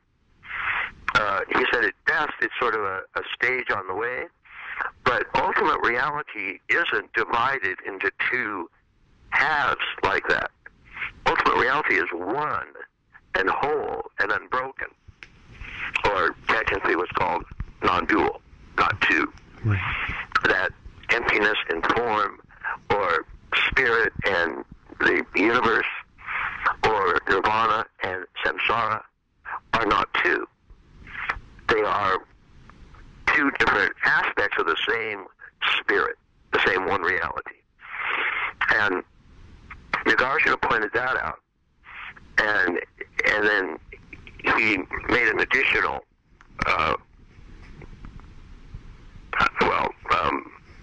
statement, which was that because this one reality is all inclusive, there's actually nothing you can really say about it. It can't be understood through words or concepts, because any word or concept you use has an opposite, and it only makes sense because of its opposite. Even spirit has an opposite, like matter or not spirit or demonic or whatever series you want, and infinite and finite and pleasure and pain and so on. And so he says, since any word you use is dualistic, and yet ultimate reality is one, then there's no concepts really that can grasp ultimate reality. And so ultimate reality is empty of concepts.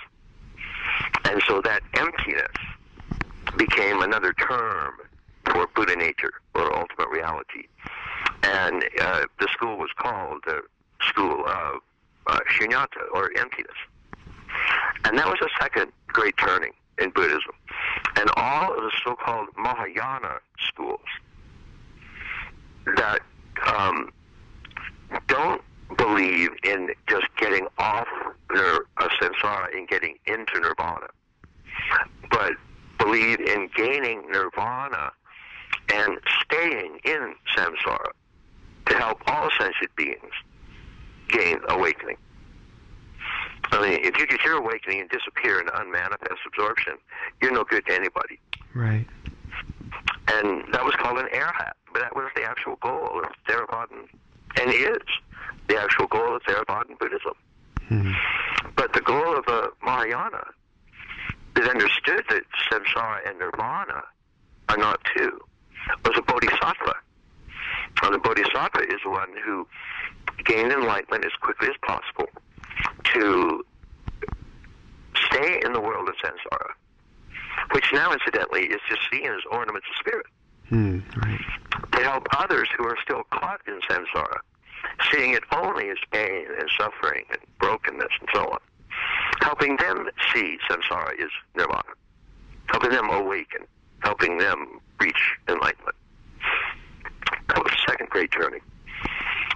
The third was made by the brothers Asanga and Vasubandhu, and is often called the mind-only school. And the point here was that they agreed fully that you can't really say anything about ultimate reality, because any word you use is going to be dualistic, and they agreed fully with Nagarjuna's description of the ultimate state as being one of pure emptiness, Right. and that there were no separate, independent things or events anywhere, and they agreed with that fully. But they said there are still sort of some common, ordinary experiences that either come very close to that or are actually that, but not yet properly realized. And the simplest is just one's present awareness. And so present awareness, if you actually look at it correctly, is free of any separation or brokenness or partiality or dualism or any of that, and is actually one with ultimate spirit. And so the Zen saying that the ordinary mind, just that is the Tao, is a mind-only school statement. And that was the third major turning. But that happened, as I pointed out, at around 400 CE. And so it has been well over 1,000 years, closer to 1,500, since there's been a major turning in Buddhism. But we've seen for the last decade or two certain Buddhist teachers and scholars and so on start to talk about a fourth turning. And each of them, of course, has their version of what it would be. And I think most of them make a lot of sense, and I actually include a lot of their items in what I recommend. But the main item that I'm trying to get across is that since humans have these two major forms of development, the ways that we grow up and ways that we wake up, and that there's no system anywhere on the planet that is aware of both of those.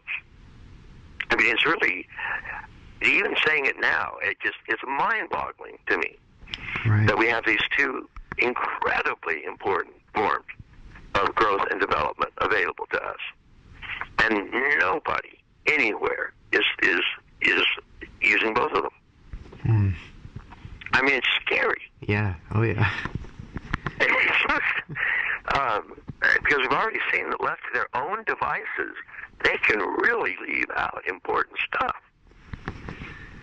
So the fourth turning is simply, it goes through and shows how, we can introduce both structures of consciousness and the ways that we grow up, as well as states of consciousness and the ways that we wake up. And the actual evidence for each of those by the people that actually study each of those is overwhelming. It's absolutely overwhelming. And so, but nobody's putting them together. Right. And so that's what essentially what we want to do with the fourth turning is to show people ways that they can grow up in both of these dimensions, ways that they can continue to develop their potentials and can, in a sense, just become fuller, more complete human beings. Right. With greater consciousness and greater capacity for love and caring and creativity. And there are practices that all of these different schools have already developed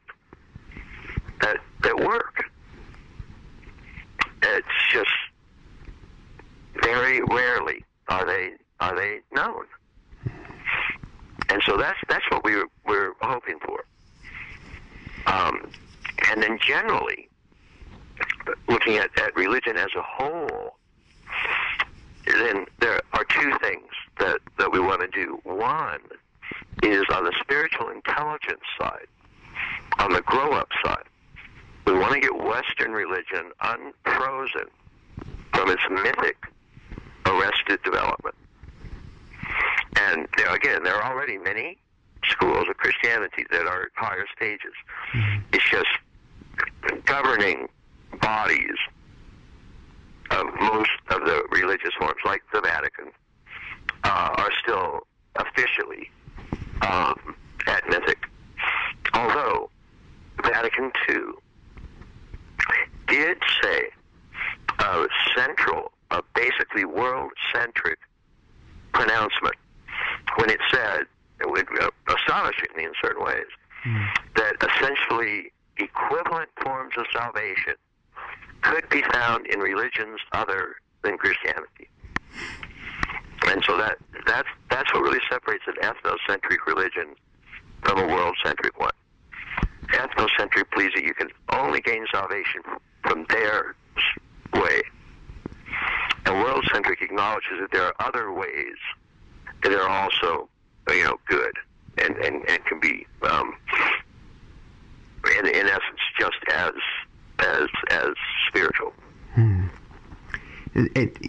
Not to cut you off with that, but the cynical side of me, you keep hearing this Pope Francis make these wonderful statements, and it's great, it's refreshing, but part of me is waiting for that other shoe to drop, and what do you make of that? And with regard to what specifically? Pope Francis and the new kind of light he's shining on the Catholic Church and the kind of reforming its image. I know. Well, I agree with you. It's really difficult for systems as a whole to actually change. Sure. Yeah. I mean, in a certain sense, that's why they're systems. Is because they have enormous stability, and so they can continue to exist. But that also usually means, and therefore, not change. Right. And that sooner or later means become completely out of date. Right. I mean, really, when the Bible was written, people thought the earth was flat. Yeah.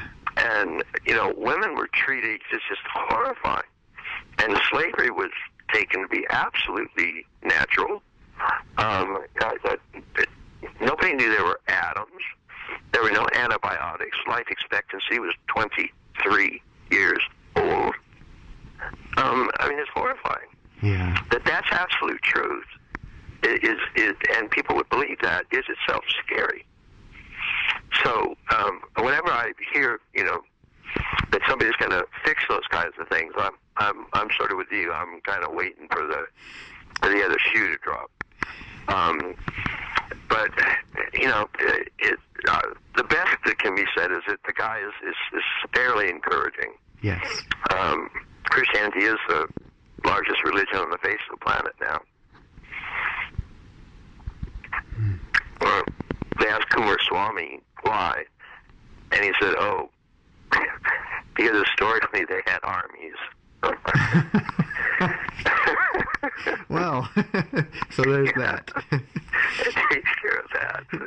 So, I wanted to ask you, Ken, I know we've already gone into a lot of stuff. I don't want to take up much more of your time at all. I would love for you to talk a little bit. I know you're working on an event for the fourth churning, if you could tell us a little bit about that. And then I just have a couple very quick, I wanted to end on a bit of a lighter note, so a couple of just short questions for you. So, if you could tell us a bit about the event year, or the fourth churning that's happening out there, and then we'll take it from there. It's in the first week of April, and it has several fully transmitted Buddhist teachers who are already using this in their own teaching.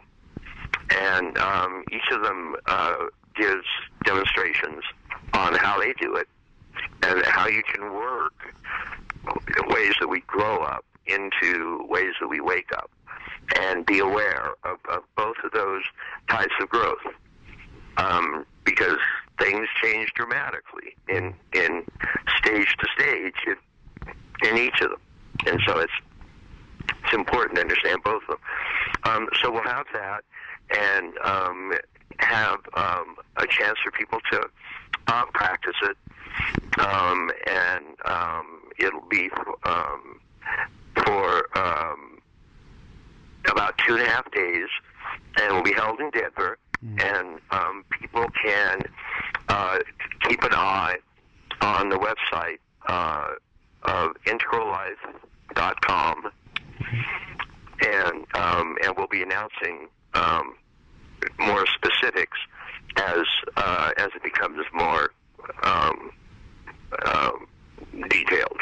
Great, and for those listening, I will be sure to update my website as well and include links, so people have access to that as more info comes. Well, that's awesome. That sounds like a great experience. Yeah, it should be fun. And what we really want to do is the book called The Fourth Turning is when we realized we were going to have this conference, they asked me to just sort of write up kind of a short summary of some of the main points, and I sent you a copy of that. And right after I finished writing that, Shambhala contacted me and said that they had started an ebook division, and it was doing well, and they wanted to know if I had any relatively short books that they could release through that. And I said, well, as a matter of fact, I have just written one, and so I sent that to them, and they said, oh, well, we'd love to do it. So they're going to bring it out as an ebook in February. Awesome. So people can keep an eye out for that. And then I just continued to write on that original one, going ahead and filling it in with a lot of details and a lot more information and so on. So it went from around 115 pages to around 250 pages. Nice. And literally right as I finished doing that, Shambhala contacted me again and said, well, we passed the ebook around, and it's caused a big buzz. So we want to know if you can expand it, and we can bring that out as a regular book next year. And I said, well, actually, I just finished doing that, so nice. I'll send you that. So a little more complex version out next year. But I'm very fond of the ebook because it's short and it's simple. It gets the point across, and it's so important that both ways that Westerners learn about these extraordinary systems of waking up and what they mean. And you, of course, are very familiar with that, and what an extraordinary difference that can make in a person's life, and how important it is. And at the same time, even in the West, these models of our multiple intelligences and the stages that they go through and how we grow up, those are not well known. And yet, of course, they're very, very important, and explain an enormous bit about what's going on in the world today and the various types of disagreements and fights and warfare and so on that's going on. And yet both of them also have practices to help us, develop through those areas. And so just the hope is just that from the book and the conference that the meditative systems will start to, take seriously the growth models of ways that we do grow up, and that the West will take seriously both its own tradition of contemplative development, as well as the rest of the world's, great paths of great liberation, which are extraordinarily profound and very, very well developed. Right. Right. Well, that sounds great. Excellent. And like I said, I'll be sure to keep our listeners and readers updated on that conference. Cool. Sounds very great. Cool. Yeah. Excellent. So, okay, like I said, I just have a couple of quick, more easier, lighter questions for you. All right. So, well, first of all, before I get even into those, just really quickly, besides the fourth churning, the ebook, the conference, and then the complete version from Shambhala, either later this year or early 2015, I know that Integral Life has begun releasing some Life Footnote DVDs. So I wanted to ask you a little bit about that, and maybe what else you're working on. Where's the Cosmos trilogy at? What else, is there anything else coming that people can expect new from you this year, next year, or near future? Right. Yeah, the Life notes are some people at Integral Life just wanted to get sort of get my version, if you will, on my own work. And for the people that are unaware, I wrote my first book when I was 23, and it was called The Spectrum of Consciousness, and it made a pretty big hit. So I gained a little bit of reputation fairly quickly when I was quite young, and I continued writing until today. I'm now 63. I'll be 64 in a month or so. And so I've done something like over 25 books, and they've been translated into to about 34 languages. Wow. So weirdly, I'm the most translated academic writer in America, even though this material is not all that well known. Yeah, that's. Yeah, I know it's weird, but there is it's strangely a lot of fairly well-known people know my work. It's not super easy. It's some fairly complex stuff, but I try to write clearly about it and make sure the points can be understood and so on. But it's definitely covering a large bit of territory. But some really interesting people have endorsed it and come on to it, including the Wachowskis who did The Matrix. They actually on the Matrix CDs, when you hit the editor's commentary, that's me doing the commentary. They twisted my arm into doing the commentary on the so Matrix. Great. Yeah, Bill Clinton has quoted it, Al Gore. Weirdly, even like people like Sharon Stone and Julie Ormond, and I was very close to Michael Crichton. His recent death was really shocking. Sure. So there's and then things like Architectural Review carried a year-long series with a monthly article called The Big Rethink, which was using this framework to redo architecture. And we, in an academic journal that covers it, there's now over 50 academic disciplines that have been reinterpreted in an integral fashion using this general framework that I suggested. So it is out there in a odd way, but it's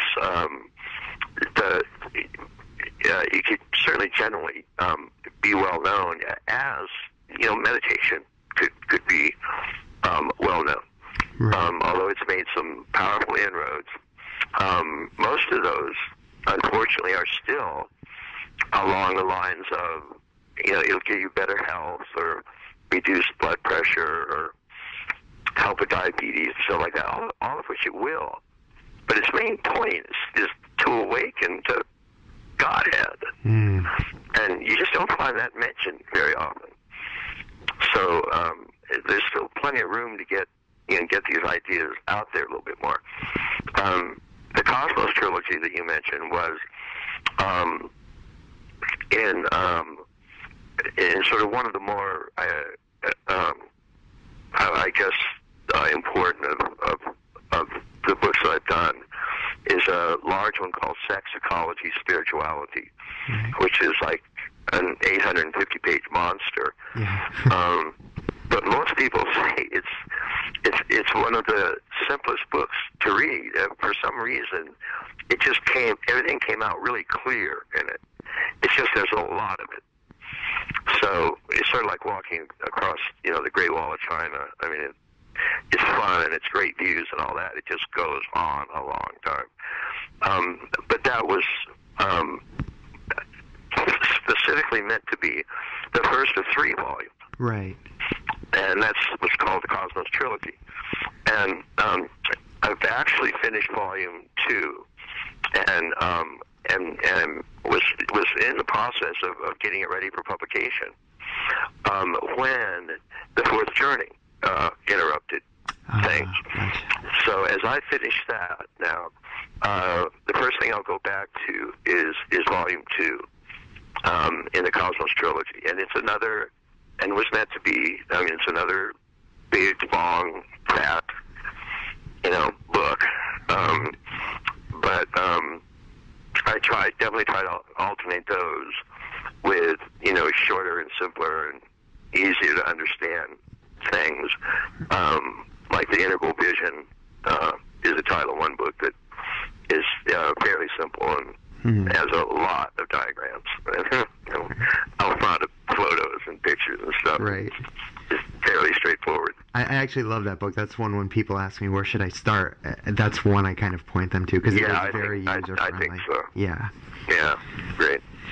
So that's exciting, and it is funny that you mentioned you're well known, yet at the same time some people don't know, and it just made me laugh as you said that, because when I'll talk to people like, hey, Ken Wilber interviewed me, and I'm in my mind I'm blown, or hey, I'm interviewing Ken Wilber. Some people are just wow, oh my God, and other people are Ken who? And it's like I know. So I totally hear what you're saying, but yeah, your work is tremendous and super important without blowing smoke here. But yeah, especially for me and my path, it's been amazing. So thank you for that. Thank you.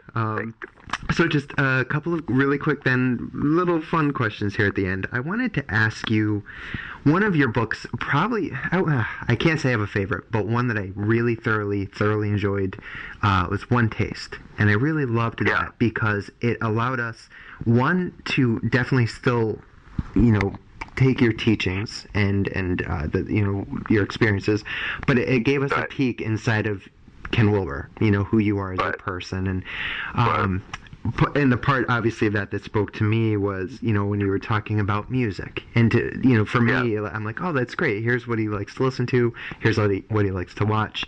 So since then, what are some of the films or albums or bands or anything that you found enjoyment in since you wrote One Taste? Yeah, it's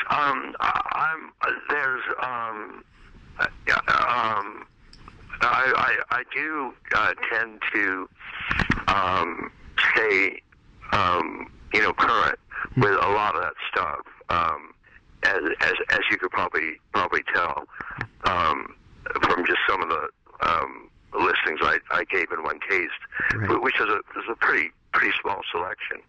And I also did a book called Boomeritis, which is plugged in to a lot of the cultural pop scene that was going on when that book was written, which was about 10, 12 years ago.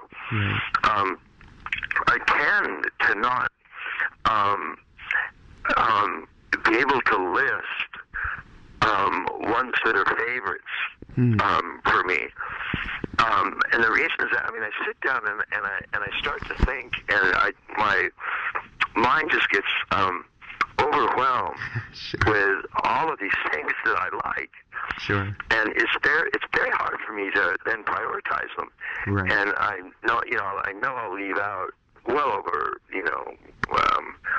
80% of ones that I do like. Sure. But there's certainly most of the genres, and science fiction movies have seemed to have gotten interesting lately. There's some of the people doing them have been influenced by my work, and it's always interesting for me to see how it comes out. Sure.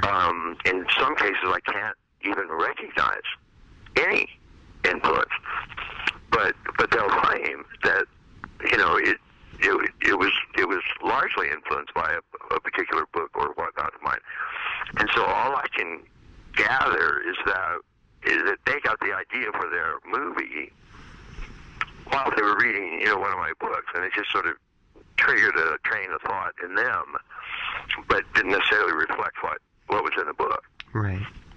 Even though they liked what was in the book, but that's not what made it into the movie.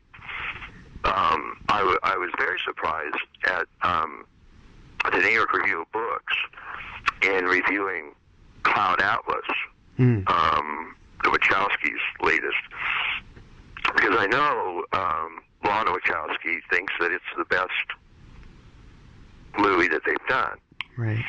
And the critics, and to some extent the audience, had a really hard time understanding it. Right. And Lana claims that my work can be seen, sort of everywhere in it, and it's hard. The New York Review of Books on the front page, they are reviewing Cloud Atlas, and the person actually comes out and says, "I don't understand this movie at all. Maybe they should get their friend Ken Wilber to explain it, since he explained The Matrix for everybody." And I was one of, I guess, almost the only person that saw that the machines in The Matrix are actually the good guys. Yeah. And they were actually spirit. But Neo doesn't give that away until the last 20 minutes of the third film, where he says, if you could see them like I see them, they're all light. They're made of light. Yeah. And the whole point, and then the machines ask Neo, what do you want? And he says, peace. And then they stop. The machines shut down and go. So they were trying to get through to a humanity that was avoiding peace. Right. And so when the Matrix starts, it's the world is divided into three broken segments. There's the world of Zion, which represents the body and is always shot in blue colored tones. Then there's the world of the Matrix, which represents the mind and is always shot in green. And then there's the machines, which represent spirit and are always shot in golden. So that's the fragmented world that humanity lives in, because it doesn't want peace. And so it all the way up to the end point. So then we realize that the machines are made of light and they're really spirit, and they want us peace, and etc. But the strange thing about this New York Review of Books article is the reviewers said they should have got their friend Ken Wilber to explain The Matrix. But then they go in, and for half of the very long review, they explain integral theory. There are diagrams of the quadrants and explanations of integral psychographs and all of this stuff. And this, that even confused me. I mean, why they would do that? But this person clearly knew the theory very well, and had been studying it for in depth for quite some time. Right. So that's interesting. The guy that did started out with the movie was named Pi. What? No, I know the movie. I'm trying to think of his name, but I know the movie you're speaking of, right? Right. And he's actually he's a great guy. And one of the subsequent movies that he did had was directly influenced by the work, and you can actually sort of tell it in that. And he had the star of the movie was actually shaved-headed, and in some ways was directly referring to me. That was interesting.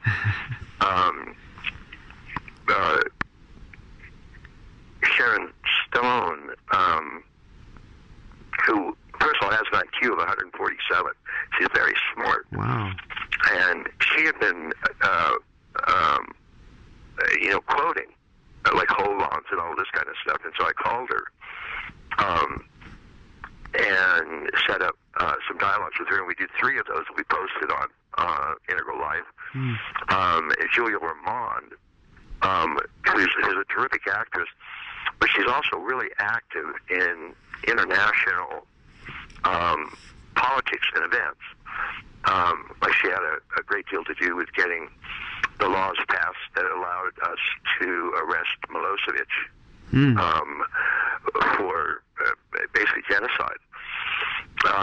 And she had been using integral theory on the work she was doing in Africa with AIDS.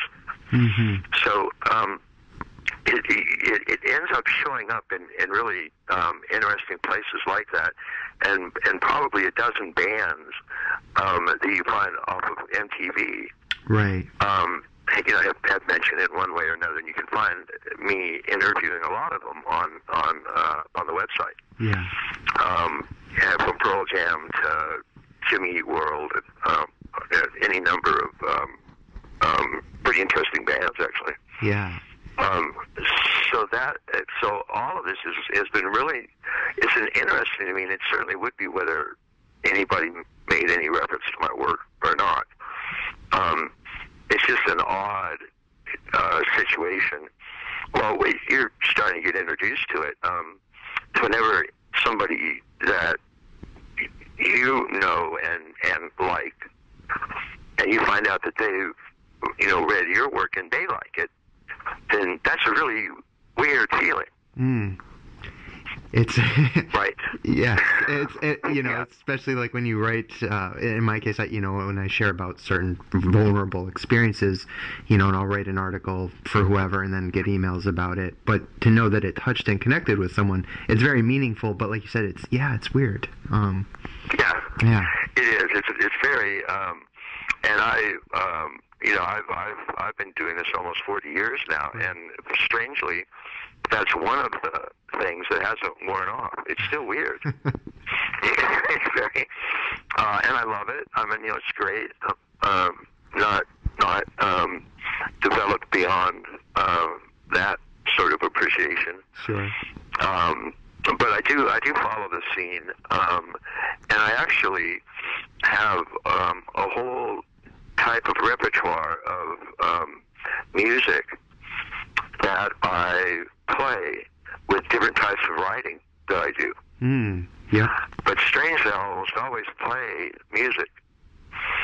And so if I'm writing on something like Emerson or Plotinus or something like that, then it'll tend to be something like Bach, or Mozart or Beethoven.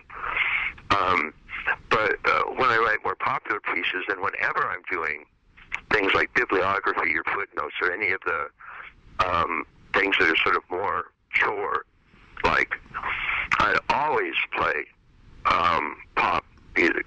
And I love rock, I love punk, I love heavy metal. There's even some of country that I really like. And particularly as country has increasingly found hybrids with rock, rockabilly or whatever. And so there's almost always some kind of music on. And there's very little of it that I don't like. So it's very interesting.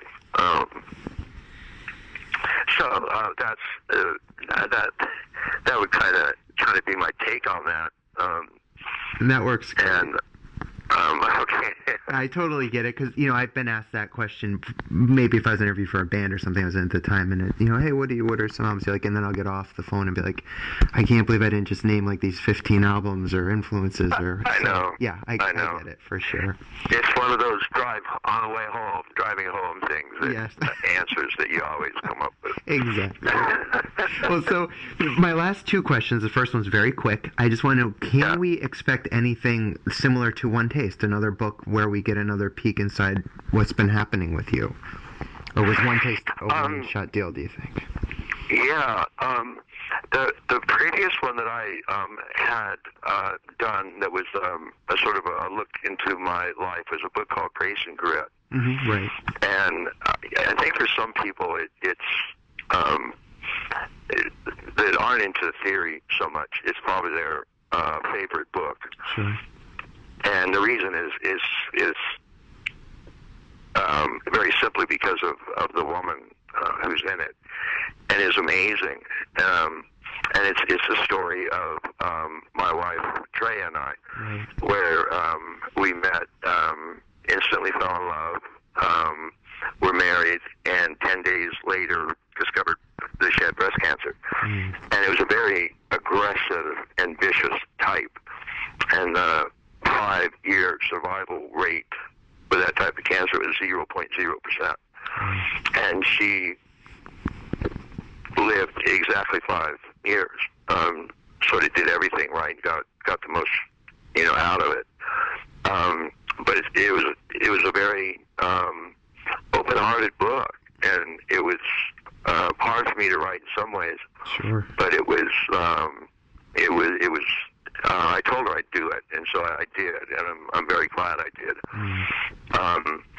And speaking of Hollywood, interestingly, that book has gone around for almost 20 years now. Mm. I mean, sort of everybody's looked at it. It's like Tom Hanks and Michelle Pfeiffer, and I could just name dozens.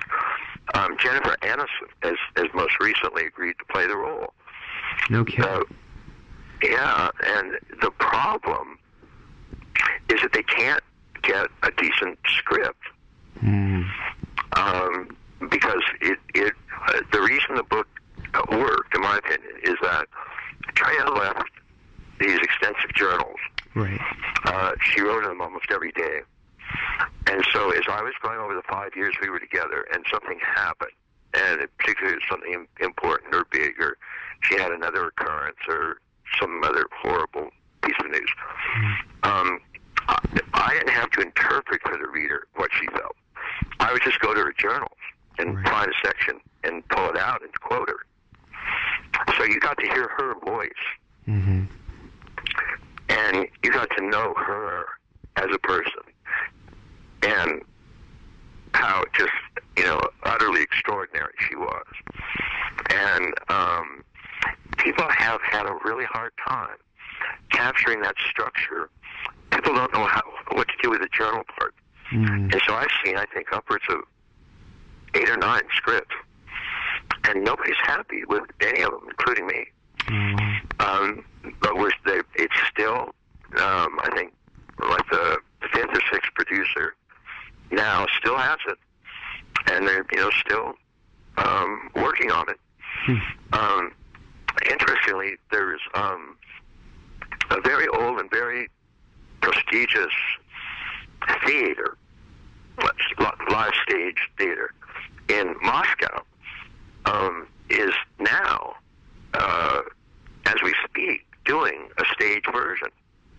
Wow. And which has gotten great reviews from the critics, and really interestingly is the largest Russian TV station broadcast the opening night live.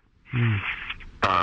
So that's been very rare, and the way they did it was they just had these 2 very large screens on the stage, and under each screen is sitting a person, a man and a woman, and they simply read the book.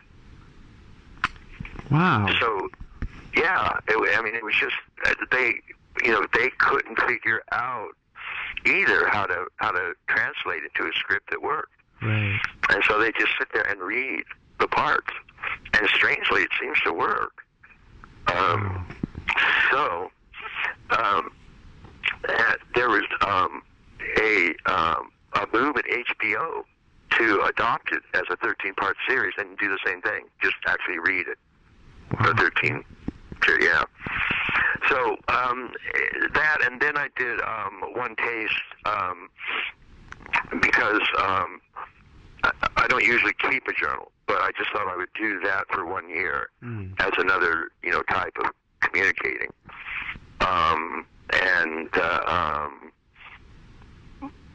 Scene that everybody seems to remember the most is my girlfriend at the time, Marcy's, when she had her nipples pierced. You had some great commentary in that part. Well, it was hysterical. I mean, it was a truly funny event. Yeah. And I was just, horrified at what she was doing with this couple that we had met. And the girl was going to get a tattoo, and Marcy kept trying to talk her into getting one the size of an American eagle, the size of a dinner plate. Oh, my. And I kept pointing to this small rose, the size of a pea. And anyway, so, but it's something I enjoy writing that way, and one of the reasons I enjoy it is, I don't have to worry about footnotes or stuff. Right. And that is such a relief. Because I do write, at least in part, for an academic type audience, and so I have to prove what I'm saying. And right. So I have an enormous library, and I'm always had to have those around, and I can't really write anything freely like I can with something like One Taste. But thank you very much for saying that. That's certainly it helped keep it on my radar. Yeah, no, I know a lot of people that really appreciated it, but they love your other work, and thank you for saying that, because note to self, never write academically. I'm plugging that in so I can just write from the hip. That's great. Yeah. So last question, I'm sorry to ask you one more. I know I've taken up a ton of your time, but when we spoke last time, this was something that I really wanted to ask you further about, but we were kind of in the middle of that interview, where you told me, you kind of briefly mentioned about the experience you had, your first experience reading an Alan Watts book when you're in your late teens. I don't know if you were 18 or so, and that that kind of being a catalyst for waking you up, and I think you'd even said you were kind of angry that you hadn't you lived that much of your life without experiencing that. So in the spirit of kind of ending at the start, and for listeners that maybe are newer to their path, I was hoping you could talk just a little bit about that and your initial period. Sure. I had, this is when I was at Duke University in the pre-med program. And I always, my sort of whole life, I had grown up thinking I'd be a doctor. And my parents always thought I was going to be a doctor. And my mom is from the South, and Duke University is sort of like, for Southerners, Duke is sort of like the Harvard of the South. And so I always figured I'd go to Duke, and I ended up there. This was in 67, 68. So that was actually the Summer of Love in San Francisco. And that whole beat, hippie, flower child, psychedelic, Eastern tradition movement was underway. And I had actually come a little bit late because it had been around in a very noticeable way for a couple of years. But I was still kind of, finishing up my my love affair with science. Right. And I'm glad I got a scientific background, because it's fairly easy to move from science to the humanities, but it's very hard to move from the humanities, to science. Sure. And it's hard to teach yourself, quantum mechanics, for example. Right. But I got just so at Duke, I had gotten a hold of a couple of books, and one of the ones that really had an impact was the Tao Te Ching, the book of primary book of Taoism, by Lao Tzu. And I'd also gotten a hold of Krishnamurti. And very soon after that, Alan Watts. And those three in particular just jolted me. Because here I had, gone my entire life learning everything I could about relative truth, and nothing about ultimate truth. And that much became clear to me. And the second thing that became clear was that this was how to become happy. And I wasn't particularly happy at that period, and I wanted to be happy. And but the first reaction, and it was exactly what you say, I was infuriated. I was absolutely infuriated that my culture had not bothered to say a single word to me about ultimate truth. Right. I was just like, good luck. Hope you find it. And in the meantime, here's some more illusions. Chow down. Yeah. And then just simple practices of awareness and witnessing and so on. And so I basically had this small self and small mind and relative truth. And that's just a shitty repertoire to go through life with. And yet that's all our culture offers. And I just was infuriated. Even though way back was this kind of enormous happiness that actually founding, finding this stuff. But not until I went through 3 days of I don't get angry very often. I just don't. Yeah. But I was enraged, infuriated. Yeah. And I'm sure if there was somebody that represented, a person that actually made that decision, I would have hit him. I mean, I just was absolutely out of my mind with rage, and then it slowly calmed down, and then I got back on the track of actually studying this other stuff, and then science shrunk into the background quickly. Right. I just more and more and more spent my time, reading spiritual, but also psychological and philosophical material. And it was then that I put that all together in the spectrum of consciousness. It was a really interesting period, and certainly one of the most profound periods in my life, and just coming around to the realization that approximately half of reality had been denied. Right. To me. So finding that other half was astonishing. Well, thanks for elaborating on it. I appreciate it, because like I said, I wanted to ask you about it, but we were in the middle of the other thing. So thank you for that. That's great. Get a little closure on it. Yeah. But, well, Ken, thank you so much for your time. This has been illuminating and an honor, to say the least. And I definitely want to encourage everyone to check out both kenwilber.com as well as integrallife.com for more info on all the topics we've discussed today. There's also a ton of wonderful multimedia content there, and you can definitely lose yourself for days in those websites. So before we wrap up, Ken, is there any parting words, or you feel good about what we got here? I just would like to, toss in my own 2 cents for your work. I really appreciate it. I love to see, if you don't mind me thinking of you as at least relative to me as a youngster. I am. You probably starting to think you're pretty old now. I'm getting up there. But yeah.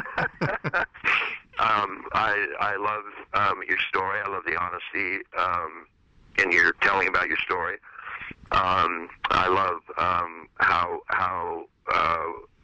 honest you are, and the way you've chosen to convey this material, and what you're doing, just in general, to help with this overall cause.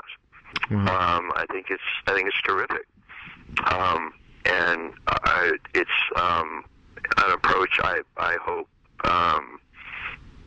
catches on, because there's a whole lot of people out there that you can talk to, Yeah. and that you have the language and the background and the information that you can talk to and make a difference. And I think that's just fantastic. I'm really appreciative of all of that. And I know that it's parts of it are great. It's always great to get nice feedback and positive comments and all of that. But I also know, as well as anybody, that's also goddamn hard work.